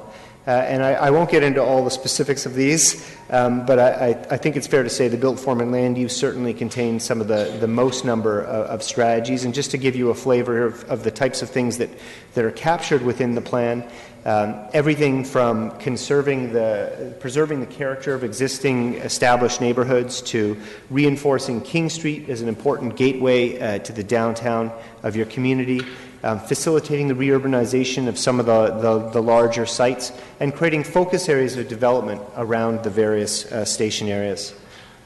This is just a bit of an example of one of those and some of the details that are carried forward in the plan. And this is key direction number 8, which is facilitating the reurbanization of the former Schneider site. And I think I want to point out a couple things here. One is that the plans considered a range of building types. So we have everything from higher density, tall, high-rise development internal to the site to mid-rise development and even 2- and 3-story development that integrates alongside stable neighborhoods. So it really was about providing that full mix of housing typologies on the site. The development is structured around a new open space that actually helps to extend the Shoemaker Creek corridor and preserve for its ecological restoration over time, and includes a mix of employment uses, some of which are making use of some of the existing buildings on site. Key directions related to directions and strategies related to mobility were really about taking what is an area designed for a large part employment uses with very large blocks and finding ways to break those down over time to create a more fine-grained street and block network. The Iron Horse Trail is obviously a tremendous asset here, and thinking about strategies to extend that network over time were also included in the mobility section. There's a section on Kent Avenue and turning that into a complete street as an important connector between the Borden Station and Schneider site, and obviously looking at opportunities to improve pedestrian and cycling conditions throughout the station area. Focusing in on one of these sections, this is the one looking at extending the Iron Horse Trail network. And you can really, I hope, see here the approach was to take that Iron Horse Trail and look for ways to kind of extend it out so it sort of is woven throughout the station area. This includes using Kent as a strong east-west connection, looking for opportunities for new bike connections along the CP corridor, and at extending the Iron Horse Trail back out so it connects to Mill. And then as it relates to public realm, I think you can see here a key one was really looking at the ecological restoration of Schneider and Shoemaker Creek. I'm going to get into that a little bit more detail just in a moment. Looking for new park and plaza spaces, particularly that come along with new developments. And I think we wanted to take the advantage of the proximity to the creeks to look at special provisions here, which are really about weaving in green infrastructure throughout new development and larger sites to help to actually deal with some of those issues of stormwater management. So just zooming in on, I think, one of the real key public realm directions here, this is facilitating the ecological restoration of Schneider and Shoemaker Creek. You can see by pulling out some of the development adjacent to the creek, which right now is basically just a concrete culvert, there creates an opportunity to balance a number of key objectives, creating a new central open space that can help to sort of organize new development, permitting higher density developments on either side of the creek corridor that can really take advantage of that setting, and really creating a much better setting for Iron Horse Trail, which runs basically alongside the culvert in this area. The plans, I think it's important to say that this wasn't just a sort of planning exercise that didn't have a bit of technical rigor to it. Technical evaluation was completed. It looked at everything from heritage impact to parks and public space needs. Floodplain implications was a big consideration in all the work that was done. There was a transportation analysis, noise analysis, and also an infrastructure assessment to make sure that what was being proposed could actually be handled over the fullness of time. The outcomes of all the key strategies and directions are, I think, captured in a preferred land use plan. And this is a plan that I think you can see demonstrates quite a mix of uses, a preservation of both employment and residential, focus on sort of active frontages in strategic locations right around the station areas there. And this will be something that's implemented over time through a secondary plan and zoning bylaw amendment, so there's going to be continued sort of discussions and work around that. I did also say I wanted to get into the Schneider Creek floodplain. You see the great big park there. I think that's a specific response to some of the challenges that the station area faces with respect to flooding. And I think one of the most innovative things that I've really seen in a while as it relates to floodplain planning has been put forward here. And this is the GRCA's recommended sort of approach to the floodplain, where what they've done is they've divided it into a series of quadrants, which I think you can see here. They're numbered, they're outlined in black. And the approach has been that if you pull buildings out of the floodway in red, land which is currently in the floodway, which is in yellow, could get redesignated to candidate sort of flood fringe. And that would provide additional permissions with respect to new development and uses there. So I think it's a great balancing act, one that sort of helps to mitigate the risks against the flooding, but also recognize that this is a place that we want new density development and mix of uses to occur over time. And I think a very innovative and appropriate response for this station area. Recognizing that there are a couple large sites which could take advantage of this approach, the station area plan also puts in place some thinking around what might happen to those areas should they pull out of the floodway and take advantage of that with respect to new development. And so there is recommendations with the plan, this one focusing on the MTD site, for the type of new connections that might go there, where we might have new open spaces and the character to those, and the form and use that would be most appropriate. So with that, I'm going to pass this on to Tina to discuss the staff recommendations for this. Thank you, Craig. The staff recommendation that you see on the screen was the one that was contained in the staff report. Planning staff met with some property owners earlier today, and as a result, we're proposing a couple of bullet points under the recommendation that you have in front of you. The first bullet point relates to the mobility map, and we're suggesting that the shared parking icon that is shown on that map be removed. There was some miscommunication and misinterpretation of what that actually meant, so we think it's easier if that icon was removed from the map. It's something that we can deal with through the implementation tools, such as the zoning bylaw, in terms of shared parking arrangements. And the second recommendation relates to the preferred land use plan. And there's a parcel of land or 3 properties on Mill Street that were shown in different scenarios as different land uses. One of the scenarios showed it as innovation employment. One scenario through the public process showed it as mixed use, high density.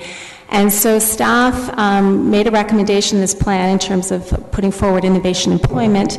We heard from the property owners today that they would actually prefer the mixed use. So we would put that forward to you today for your consideration. And the other parts of the recommendation remain as is. Okay, thank you.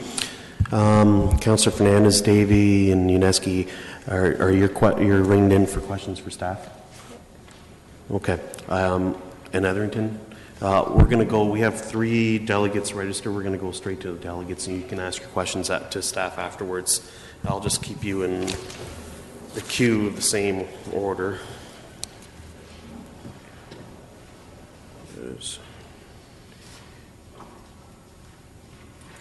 Okay.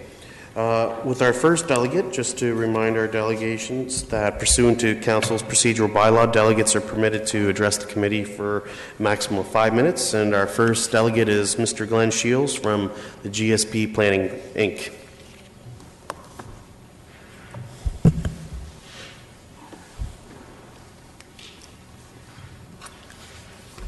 Welcome, Glenn.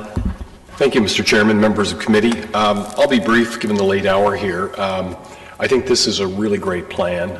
Tina and Brandon, Craig, Melanie put a great effort into this, and we've got a plan that tackles the big issues really in this area and sets the stage, I think, for some great re-urbanization to take place. There's a series of recommendations in the report too that are going to form the basis for the amendments that will come forward later on. And really, those, I think, are going to have to get some further discussion, and I've been talking to staff about that. So we know it's not the end of the road, but the devil's in the details, and we've got to make sure that now we can implement this great plan. So in my letter, I just touched on a couple of the land use designations. I'm not going to go through those in details.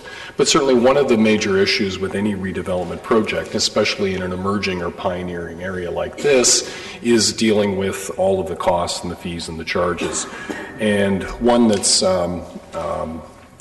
recommended in the report is a parkland dedication fee. And that's recommended at a rate of 1 hectare per 500 units. So that's going to have significant implications for projects. And again, these are projects in areas where there is going to be a lot of cost. There's costs of demolition. There's costs of cleanup from older industrial sites. There's costs for new infrastructure. And adding a parkland cost onto that is certainly a significant cost as well. So I don't know what the answer is, but as I discussed with Brandon today, we've got to sit down and look at a comprehensive strategy for this area that takes into account perhaps some dedication, looks at existing facilities and making improvements to those, maybe making great use of the flood fringe that we've got in this area for new park space as well. But really coming up with a specific program that's going to work and not be a burden on development. And sort of by way as an example, we went through the same challenge over on the Victoria Common project over on St. Ledger Street. Again, same kind of thing, applying these kind of traditional park dedication approaches just didn't work, and we had to come up with a customized program that really looked at what we were doing and looked at the privately owned but publicly accessible open space that was being provided as well. So. Great plan, and look forward to discussing this through with staff and coming up with great implementation tools down the road. Okay. Thank you, Glenn. We do have a question for you. Councillor Unesky.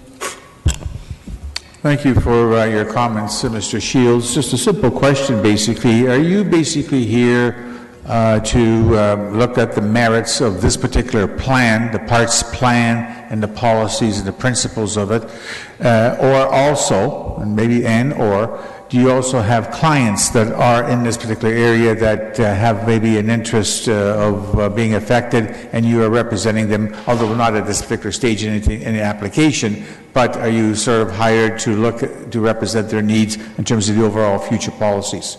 It's a bit of both. Our office is now working on a couple of properties in the area and working towards getting applications prepared. Okay, thank you. Okay. Thank you.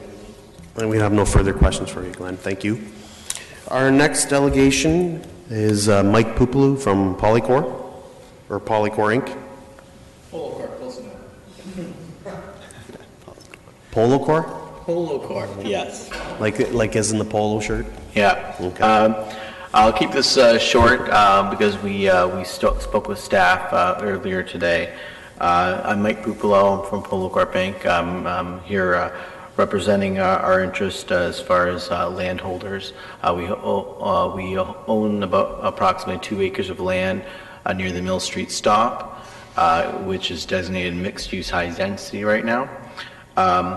We sent out a letter on December 1st, just for wanting some clarity on a few points on the Rockway plan. We met with city staff this morning, both Brandon and Tina, and we commend them for the quick turnaround time to address our concerns. They've all been addressed, so with that in mind, we are in support of the Parts Rockway plan. Okay, Mike. We don't have any questions, so thank you. Oh, we do have one for you. Okay. Councillor Fernandez. Sorry, I just realized that what you're speaking to is part of the amended recommendation. So your property that you own is 531, 541, and 543? No, we own 469 to 485 Mill Street. Okay. And what is the land use identification for your properties right now? It's mixed-use high density. And you're fine with that? We're fine with that, yes. Okay, all right. Thank you. Our only consideration was regarding the shared parking. We were a little foggy on what the shared parking entailed, and Craig and Brandon and Tina clarified that for us. Okay, perfect. Thank you. Thank you. Okay. Thanks, Mike. Our next delegate is Mr. Michael Brisson. Thank you. I'll try to be brief. So it's budget time. Your concern about tax resources has been mentioned a few times today. The message I'd like to leave with you are that you can't afford this, what I see as the process here, which to some extent is what colloquially is called redesigning the wheel. So as everyone that we vote for and elect, you've got a difficult task. You have to work with limited staff resources to accomplish major challenges. So what I'd like to suggest, you're looking here as I, as a professional in this field, have been stunned by the incredible quality of the work that, and I don't know them personally like I know architects that I'll tell you about the City Hall, Craig and Melanie, who I met for the first time, and I see the quality of this work. It is outstanding. Now, I'll make it brief. What I'd like to suggest to you is go immediately back to them and have them move specifically into your secondary plan. They're independent. They're not from this community, okay? Allocate your staff resources more to explaining it to the community, to people like Mr. Shields and the vested interests in the property. That applies in general to the planning process. A number of you have mentioned, what about transitions in the last session between high buildings and established low neighborhoods? You need to take your staff and have them begin to move beyond these plans and talk to the people in the lower neighborhoods about how that transition is going to take place. And you need to have these excellent consultants move more directly into precise guidelines of building types and heights, etc. That's how you can get it done with the amount of money that you have. Now, briefly, regarding the City Hall, I know it's not the item, okay, that I'm here to talk about, but I listened to the discussion. My suggestion to you is if you haven't already, go back to the architects of this project. You've passed a general guideline about what your concerns are, and you've said you've got some money to spend. Get them to take a look at it, or at least give them the opportunity to repair and or alter the building. If they're not interested, or you don't have a good relationship with them, go to the other architects that you know that you've worked with. For instance, on the library, you have Phil Carter and you have Jenna, both of them. I know all of these people. Talk to Bruce about this one. The point I'm trying to make is the same as with these professionals. Hire the best professionals for the task and try to limit, in terms of the tax dollars that you have to spend, the go-between between your local staff and yourselves that I saw you struggling with, like about the City Hall Square. If you hire people like this, or you hire any of the architects I've mentioned, and if they're not interested, ask me, I'll talk them into working for you. I know them personally, okay? Take these best people to help you deal with the City Hall and deal with the planning, because you need to have your excellent staff talking to the citizens in the neighborhoods and explaining to them the excellent work that they're doing. Thanks. Oh, any questions? Thank you, Mr. Wilson. We don't have any questions for you. Okay. Thank you. Okay, so we have questions for staff. So Councillor Fernandez is first, and then Councillor Davey, and then Councillor Etherington. Can you click in Etherington? And then Zay, can you just click in? I just unclicked you. Okay. So Councillor Fernandez.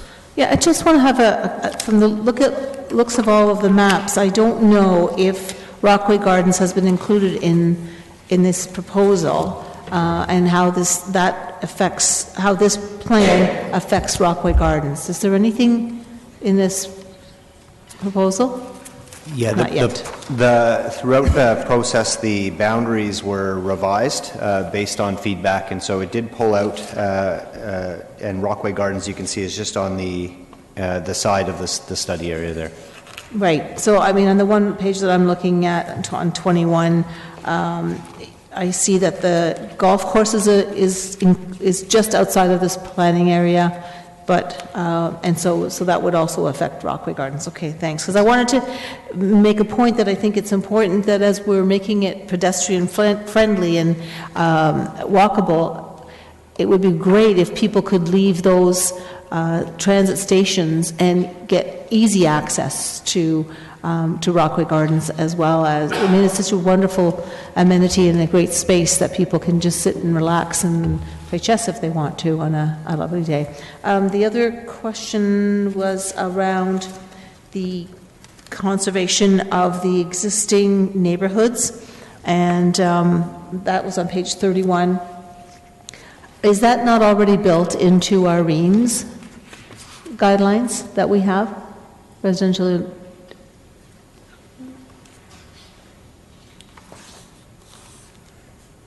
No? Through the chair, if I may, I think these are probably already addressed through a number of documents that you have. However, we thought it was very important in the context of so much proposed change to just be right up front and reaffirm the importance of protecting these stable neighborhoods. It's very critical, obviously, as you understand, to provide that full mix of housing.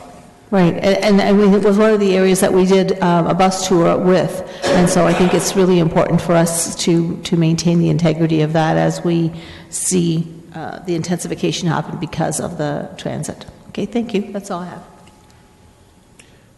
Thank you. Councillor Davey. Thank you. I'm looking at page 65, and just, again, this is far from my understanding in general in terms of municipal responsibilities, but page 65 is essentially the preferred plan that we're looking at. Is that correct? In terms of zoning? Yes. Through the chair, if I may, yes, this is the preferred land use plan, which will carry forward through the zoning bylaw update. Okay. So I have a question regarding the established low-rise residential. There's about a couple dozen parcels here in proximity to the ion stops. Are any of these heritage protected? Through the chair, if I may, could I just ask a question of clarification? Can I ask whereabouts you're referring to here? I'm looking at the page 65 and all of the, I guess, pale yellow parcels. Are any of those heritage protected? There were some heritage resources here, but I don't believe any of those specifically fell under that designation. Okay. So my layman's perspective in looking at this is that I look at both of the stops there, and when we originally started looking at within walking distance of about 10 minutes, I see established neighborhoods being protected here that are 4 minutes-ish roughly when I looked at Google Maps from ion stops. So I guess my question is, who are we protecting here by keeping these established low-rise residential neighborhoods zoned as they are? Through the chair, if I may, what you're protecting for, I don't know if it's you're protecting a particular person, what you're protecting for is a station area that over time evolves to have a full range of housing choice and opportunity for people. I think where we want to end up, and I think this is something that we heard loud and clear through the consultation, was a station area that had high-rise development, had that sort of missing middle development, had low-rise new development that came along with it, as well as some of the established single detached neighborhoods. I think it's that broad mix that will give this place longevity and will be important to contributing and making sure that its current character in these special places gets retained over the longer term.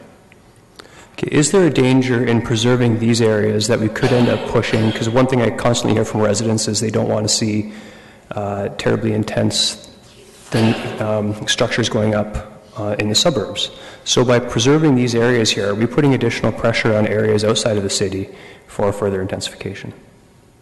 I think that there is more than enough development that has been illustrated. Through the chair, I feel that there's more than enough development incorporated into this plan to accommodate quite a substantial amount of new use. You could build this plan out for years. Does the region provide input in terms of planning when it comes to these sorts of issues, especially since it's their transit project that we're planning around? The region obviously does provide guidance at a higher level through the regional official plan, and this is in conformity with the guidance provided there.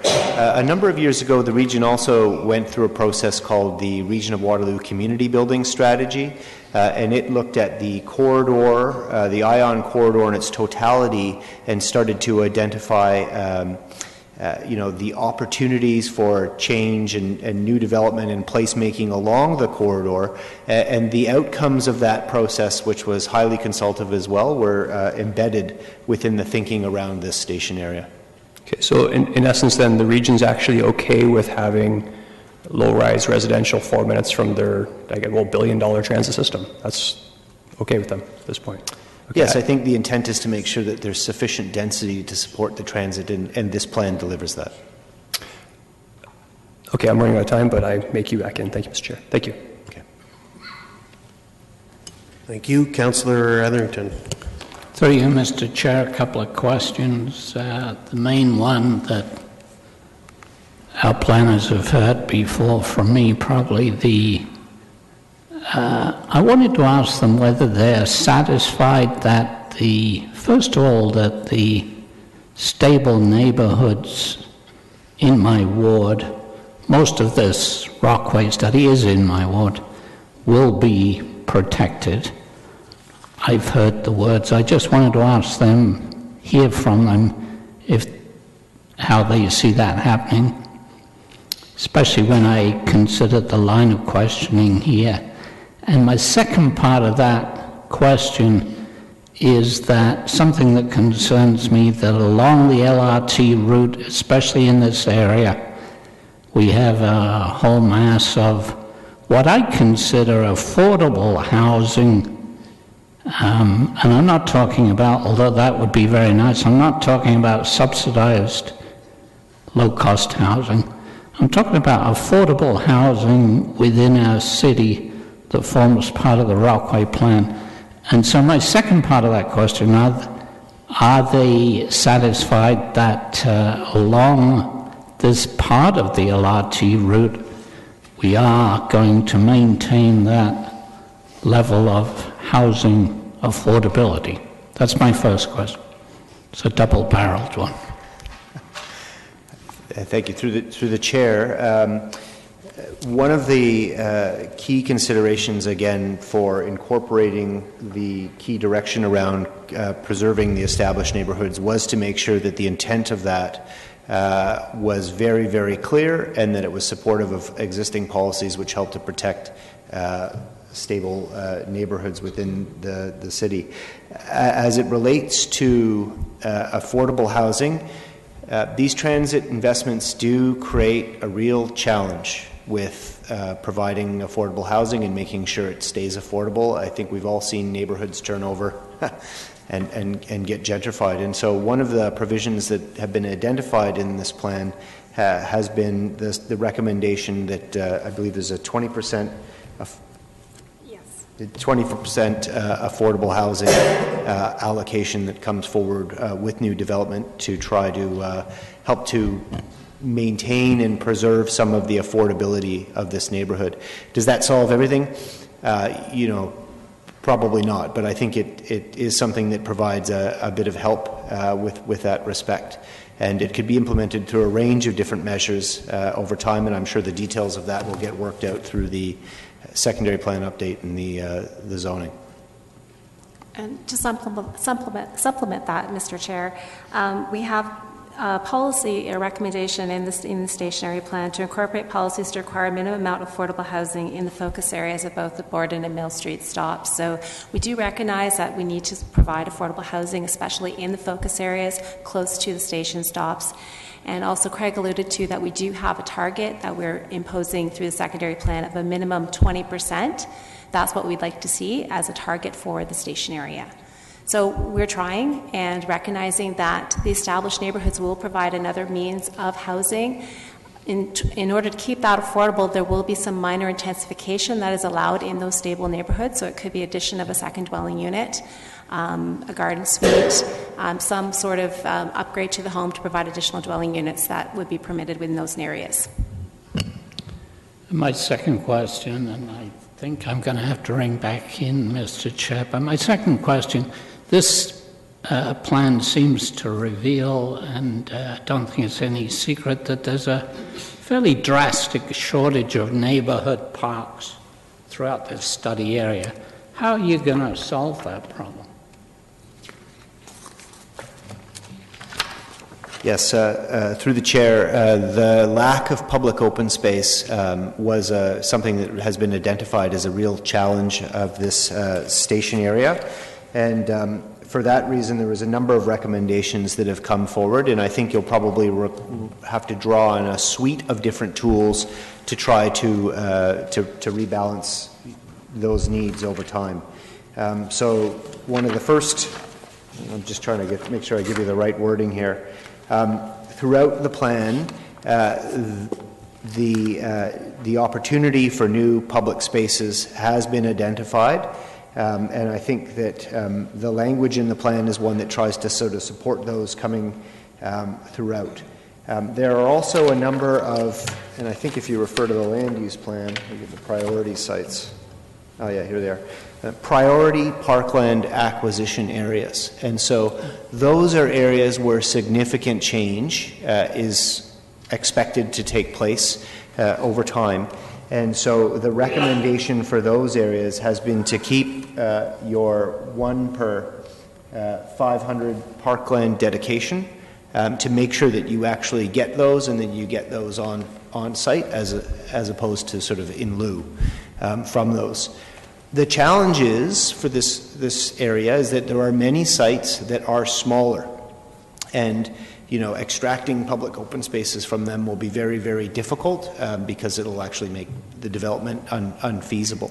And so, there it will be, working with the GRCA to try to support the renaturalization of the Schneider Creek corridor as a key step towards that, working to improve connectivity to the significant number of open spaces that are just outside the study area. It's tough when you draw a boundary. You kind of miss the park right next door or the opportunity right next door to connect to.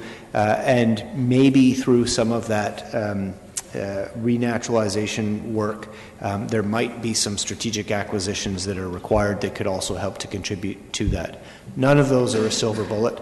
I think it will require kind of making sure you get the open spaces on the big site, and then using the rest of your suite of tools that have been identified in here.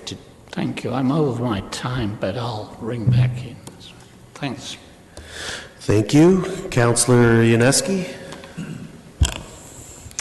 In your report on pages 14 and 15 of the big document, very colorful and very well put together, I'm trying to understand the boundary limits of the report and then of the three alternative scenarios. And you include some lands in like the auditorium area in one, but you deleted another. You include the areas of around the Concordia Club lands and deleted another area. Lands along Mill Street, partially included and partially deleted. Help me understand why would you just look at the whole picture for all of those lands? Why are some added and some excluded? Yeah, that's a good question. Through the course of the process and some of the workshops, it became clear that, looking at a site such as the auditorium site is actually an exercise that really needs to be done on its own. It's a very complicated issue. You have to think about how it gets used, programming, the neighborhoods, and so the thinking was that is actually something that's best dealt with through another process. Now, having said that, the removal of the odd lands from the study area didn't mean that they were blocked out of the mind or the thinking as it relates to the station area plan. And so there was quite a bit of thinking about the connection between the board and stop and the odd. I think it's a similar circumstance as we went down King Street. We started getting further and further away from the station, and then the thinking was, well, actually, is this something that is a bit distinct from the areas closer to the station and really more deserving of having a sort of separate sort of look outside of the station area planning process? As it relates to south of the corridor, in some of these options, we had the lands in. In some of the options along Cortland, in some of the options we had them out. At the end of the day, they were included as part of the study area, and the reasoning behind that was, along Mill Street there. The reasoning behind that was that the redevelopment of the Schneider site is a very important and strategic one, and it couldn't be considered in absence of understanding what was going to be happening on the other side of the railway corridor from it. And so in that instance, we decided to sort of wrap those lands in and carry them forward.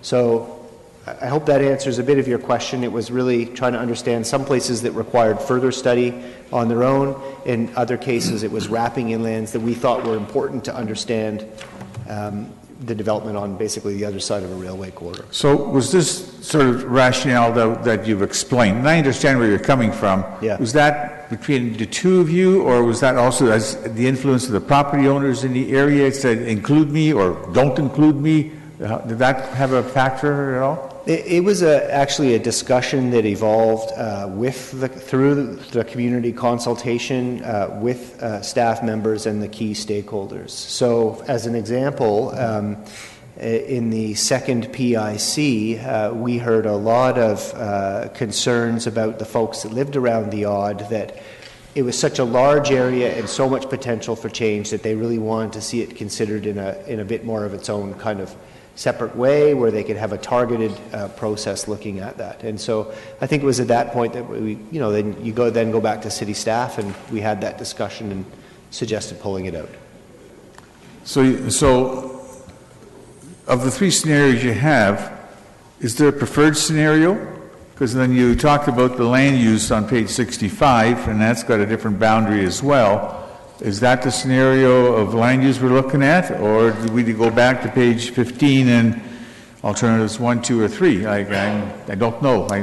Yeah, no, the preferred scenario is what you see on page 65. It's the preferred plan, is how it's been identified. That preferred scenario is neither 1, 2, or 3. It is a combination of all three of those, based again on feedback that was received through the consultation process in discussions with key stakeholders and city staff. So there was no perfect one in the first instance. We sort of refined our way to get to the preferred plan. Okay. Thanks a lot. Thank you, Councillor Yaneski. Councillor Davey. Thank you, Mr. Chair. Just one question, and then I'll have a comment as well. Just in following up from the question from the delegation with respect to the parkland dedication, so we have it as 1 hectare per 500 units. Can you comment on how that compares to other municipalities, just so we have an idea? That is a very difficult thing. We started to look at other municipalities when we were looking at the public space issue there. And I think what we came to the conclusion was, well, it's difficult to compare all the various communities. It's not an apples to apples sort of thing. This is a formerly industrial area that's got to go under significant change. And if you were to bring this back up to the standard of what you might find in a suburban neighborhood, you would find that you're kind of blowing out opportunities for redevelopment and resulting in something that's probably not in keeping with a more transit supportive, higher density environment. So that doesn't really answer your question. We did look at that. We thought that the city sort of standard was probably appropriate and most achievable on here, but even with that standard, you're going to have to use all your tools to try to get closer to it. Okay, could we get some of that information, some sort of comparative information? Because what the decision this committee needs to make is whether it's prohibitive or not, whether we're going to be stemming some development because of this request is too high. So could we get some of that information in time for council, perhaps? Yes, I think we could. In terms of comparison? Yep. Yeah, through you, Mr. Chair, we do have a requirement in the Planning Act that we do need to take parkland dedication. That is a requirement of the Planning Act, so it's something that we can't get around. What we can do is find the creative means to do that, so it would either be a land dedication or a cash in lieu dedication. So what we would try to do is take the cash in lieu or look at the creative opportunities to get the actual land in this area, but we are required to take a parkland dedication through the Planning Act. Okay, and that required to take parkland dedication, but does it explicitly stipulate 1 hectare per 500 units? Yes, it does. It does. Okay. Thank you. Thank you, Councillor Davey. Councillor Etherington.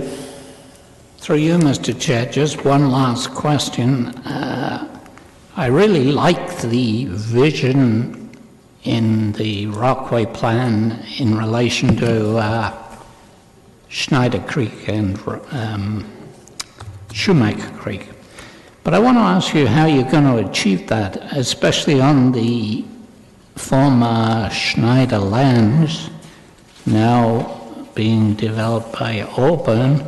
How are you going to achieve that when I'm already starting to see glimmers of what I would call pushback from the developer on the potential beautiful use of those two creeks in that area? Big question. How are you going to deal with that? So, with a site like the Schneider site where there is going to be the requirement for new open space, I think it is about thinking about where you locate that open space in a way that helps to contribute to the creek system. And I think the plan has carefully tried to make sure that it did align that with Shoemaker Creek, so that it could sort of balance the requirement for the new open space, but at the same time contribute to the creek corridor. As it relates to Schneider Creek, I think one of the appealing things about the GRCA approach to the flood issue there was it's a bit of a carrot and a stick approach. Right now, because of the update of flood mapping, a lot of development opportunity has been sort of erased from the site. And the GRCA approach is basically one that says, well, if you pull back from that core floodway, you can get additional permission to sort of develop your land. So in that respect, I think it is something that will help to entice and support the renaturalization of that creek corridor over time by giving the developers additional density and permissions. That's interesting. Thank you very much. Thanks. Okay, thank you, Councillor Anderton. I have a few questions. When we're designing parts in general, the plan for all the central parts, what is the time frame with regards to these parts? Like, what is the time frame? Like, are we looking at, is this a 20-year plan for us? Does this go along with our official plan every 20 years? These plans are very long-term plans. Their ultimate build-out as to when that will happen, it could be 20, it could be 50, it could be 75 years. It's an ultimate build-out of the land, so it will not happen within the time frame of the official plan. A lot of the objectives and tools are over the long term, so it's difficult sometimes to put these into policies in an official plan because that's a 20-year time frame document. So it's difficult to answer that question. It is a long-term plan, and it's the ultimate build-out vision for the community. Okay, so are we going to come back in time in, like, let's say 10, 15 years and reevaluate this and see where things are progressing? Or how are we going to do this? We are going to implement this plan through a new secondary plan in the official plan, and those plans come up for review every 5 years. So we will look at and make sure that we're implementing the vision and that it's current for the day of the secondary plan. Okay. My other question is in regards to, in a perfect utopian planning society, and I know this is not perfect, do we not set certain weights on certain zones so that there's a complete balance? So, like, let's say if there's 100% mixed use, there's 100% agriculture, or there's 20% agriculture, 20% mixed use, like, is there a set template? Because I know that's not how it is, but I just have concerns, because when I'm seeing there's a balance here, and I'm struggling with it. No, the answer is there is certainly no template to the right mix of uses, and that template should change, or that mix of uses should change on every single station you have along the line in response to the very specific characteristics of each station area. In this station area, I think we had a strong, good, healthy dialogue with the community around what does it mean to be a transitioning industrial place that had a live-work characteristic, and how can you kind of carry that forward and in a more contemporary fashion that increases the density and provides a greater mix of uses and amenity to residents and employees. And I think the result is sort of what you see in the preferred land use, something that has a lot more mixed use, something that preserves employment areas, but also lower density, stable neighborhoods and as well. So it's a very specific response to this station area. Okay, thank you for that. There is no further questions to staff, so do I have someone that's going to move this? Okay, Councillor Fernandez is going to move it. Comments we're going to go into. Mayor Urbanovic. Just very quickly, I want to acknowledge all of the work that's been done by staff, by the industry, by planning consultants that have engaged in the process and so on to get this document before us today. I think it does, in many ways, strike the right balance. There are obviously a few issues that we need to work on, including the whole issue of parkland going forward. I think it is extremely important, and this plan addresses that we continue to offer a wide variety of housing types and choices as we go forward. So we know that these existing neighborhoods are going to continue to exist. At the same time, we're providing opportunities for townhomes, for mid-rise, for high-rise, and so on, and that is going to be key. I think we are, and I share Councillor Etherington's concerns around making sure that affordability is key. And when we're talking about affordability, we're not just talking about subsidized housing, but we're also talking about affordable working class housing. And that was a important distinction that came out of the recent national housing strategy that has come forward from the federal government. And so I think as that evolves, and as we see how those details come out, I think it's going to be important that we look to see how that can be incorporated into the work that we're doing, and then, quite frankly, pushing the development community towards that. And I think it's also important that as these areas develop, we continue to push the development community to not just be building housing for, let's say, young individuals starting out, or those who are, older adults looking to perhaps move into a condo as a lifestyle choice, but in fact that this variety of housing types is also available for families as an option, whether they choose or can afford a single family dwelling versus a condo or versus a townhouse and so on. And I think that's going to be extremely important as we go forward as well. Thank you. Councillor Davey. Thank you. I also want to acknowledge the work of staff. I know this is it's a huge challenge to work through this and figure out how the various pieces of the puzzle work. Having said that, I'm not going to support it at this time. I have a week to think about it coming back to council, but my concern really is I guess I don't fundamentally believe that we should have a variety of housing types within an ion station zone. I think we have the rest of the city to have a variety of housing types. I think that if we're going to have more sustainable development, we need to make sure that we have as many properties available open to more intensification within these locations. I do personally think it's a mistake to have established neighborhoods that aren't heritage protected. If there's heritage protection, absolutely, there's no question.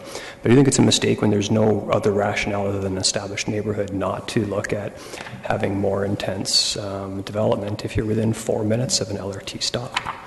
And my final rationale, and this is I guess is more of a personal thing, but I truly do believe that we've got about maybe 15 years before we see the development of technologies, whether it's driverless vehicles and off-the-grid type of electrical support, where there's really a good case for residents to move close to these sort of static transit locations.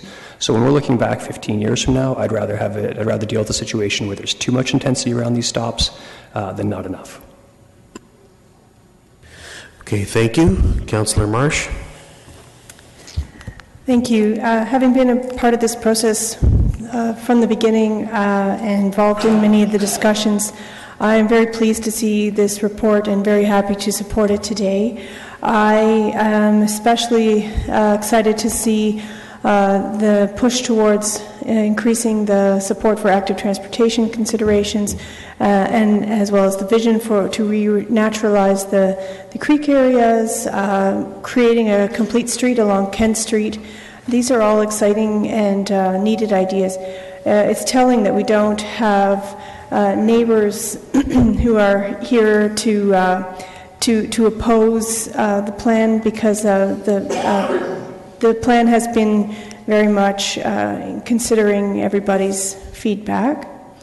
I think that some of the bits of feedback that we have had from landowners and planning consultants can be worked out through the secondary planning process, where details about specific properties can be worked out.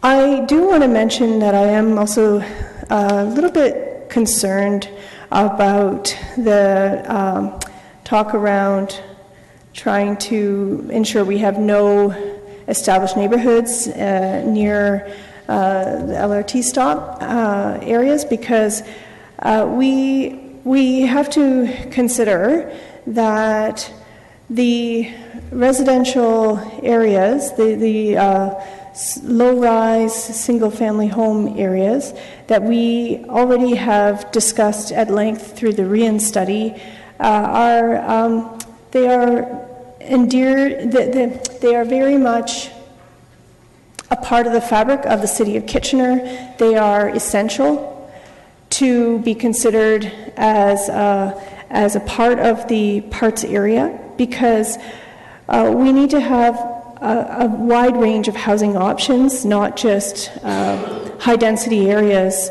where people can walk or cycle to where they are going from their homes. When we look at major cities around the world with much higher density than we have, including Vancouver, Toronto, New York, Los Angeles, Chicago, we have low-rise, single-family homes right in the areas where there's transit infrastructure offered, like major transit infrastructure such as our LRT, and that works in other municipalities. We are by no means ready to just go into established neighborhoods and stick high-rises in the middle of a residential street. We're not ready for that. I am a big fan of looking for ways for us to find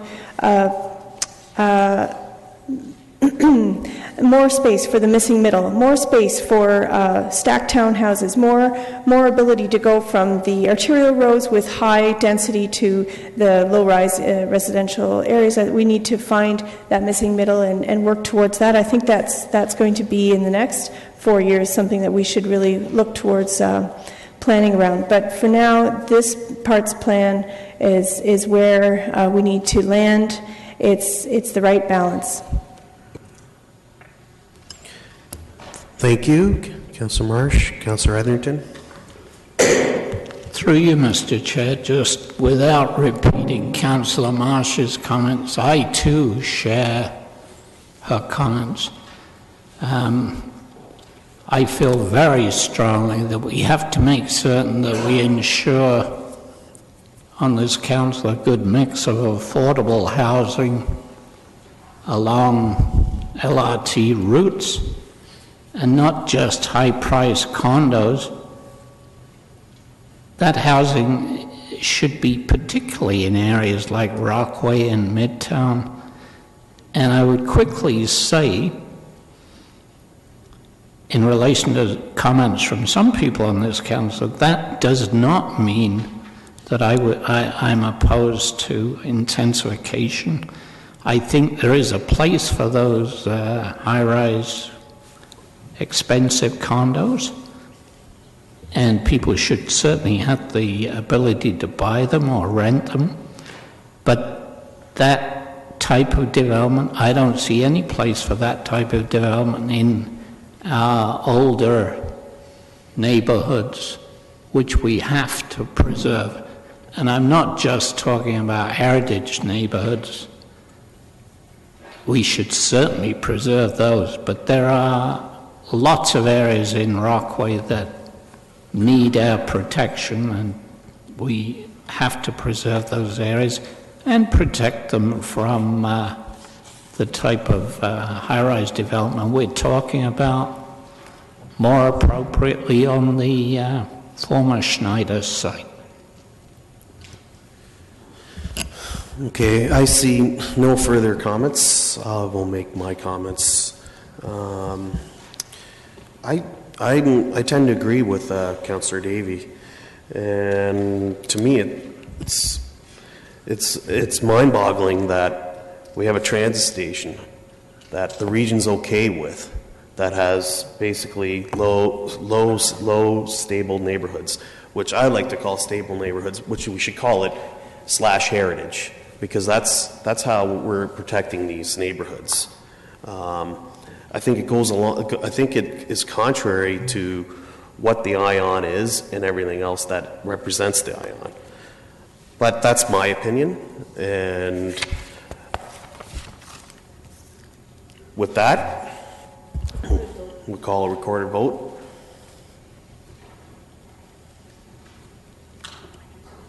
It has me clicked in as. Oh, this is you. This would be you. Thanks.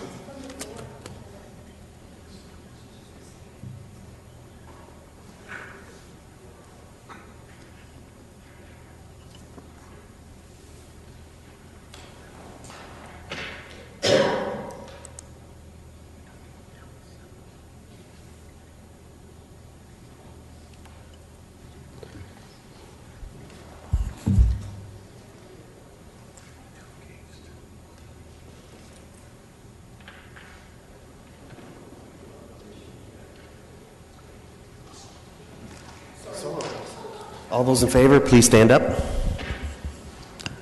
Opposed? That's carried. Okay, thank you. Councillor Singh? Yeah, Mr. Chair, the next item has been just deferred to a later time. It wasn't a time-sensitive item, and keeping with us being behind schedule, I think that's the appropriate action. So those were the items, all the items in the first part. And then the, as publicly advertised meeting will start afterwards. So we will take some recess for having dinner and caucus, and hopefully we will reconvene as quickly as possible. Okay. So we'll reconvene special council and caucus.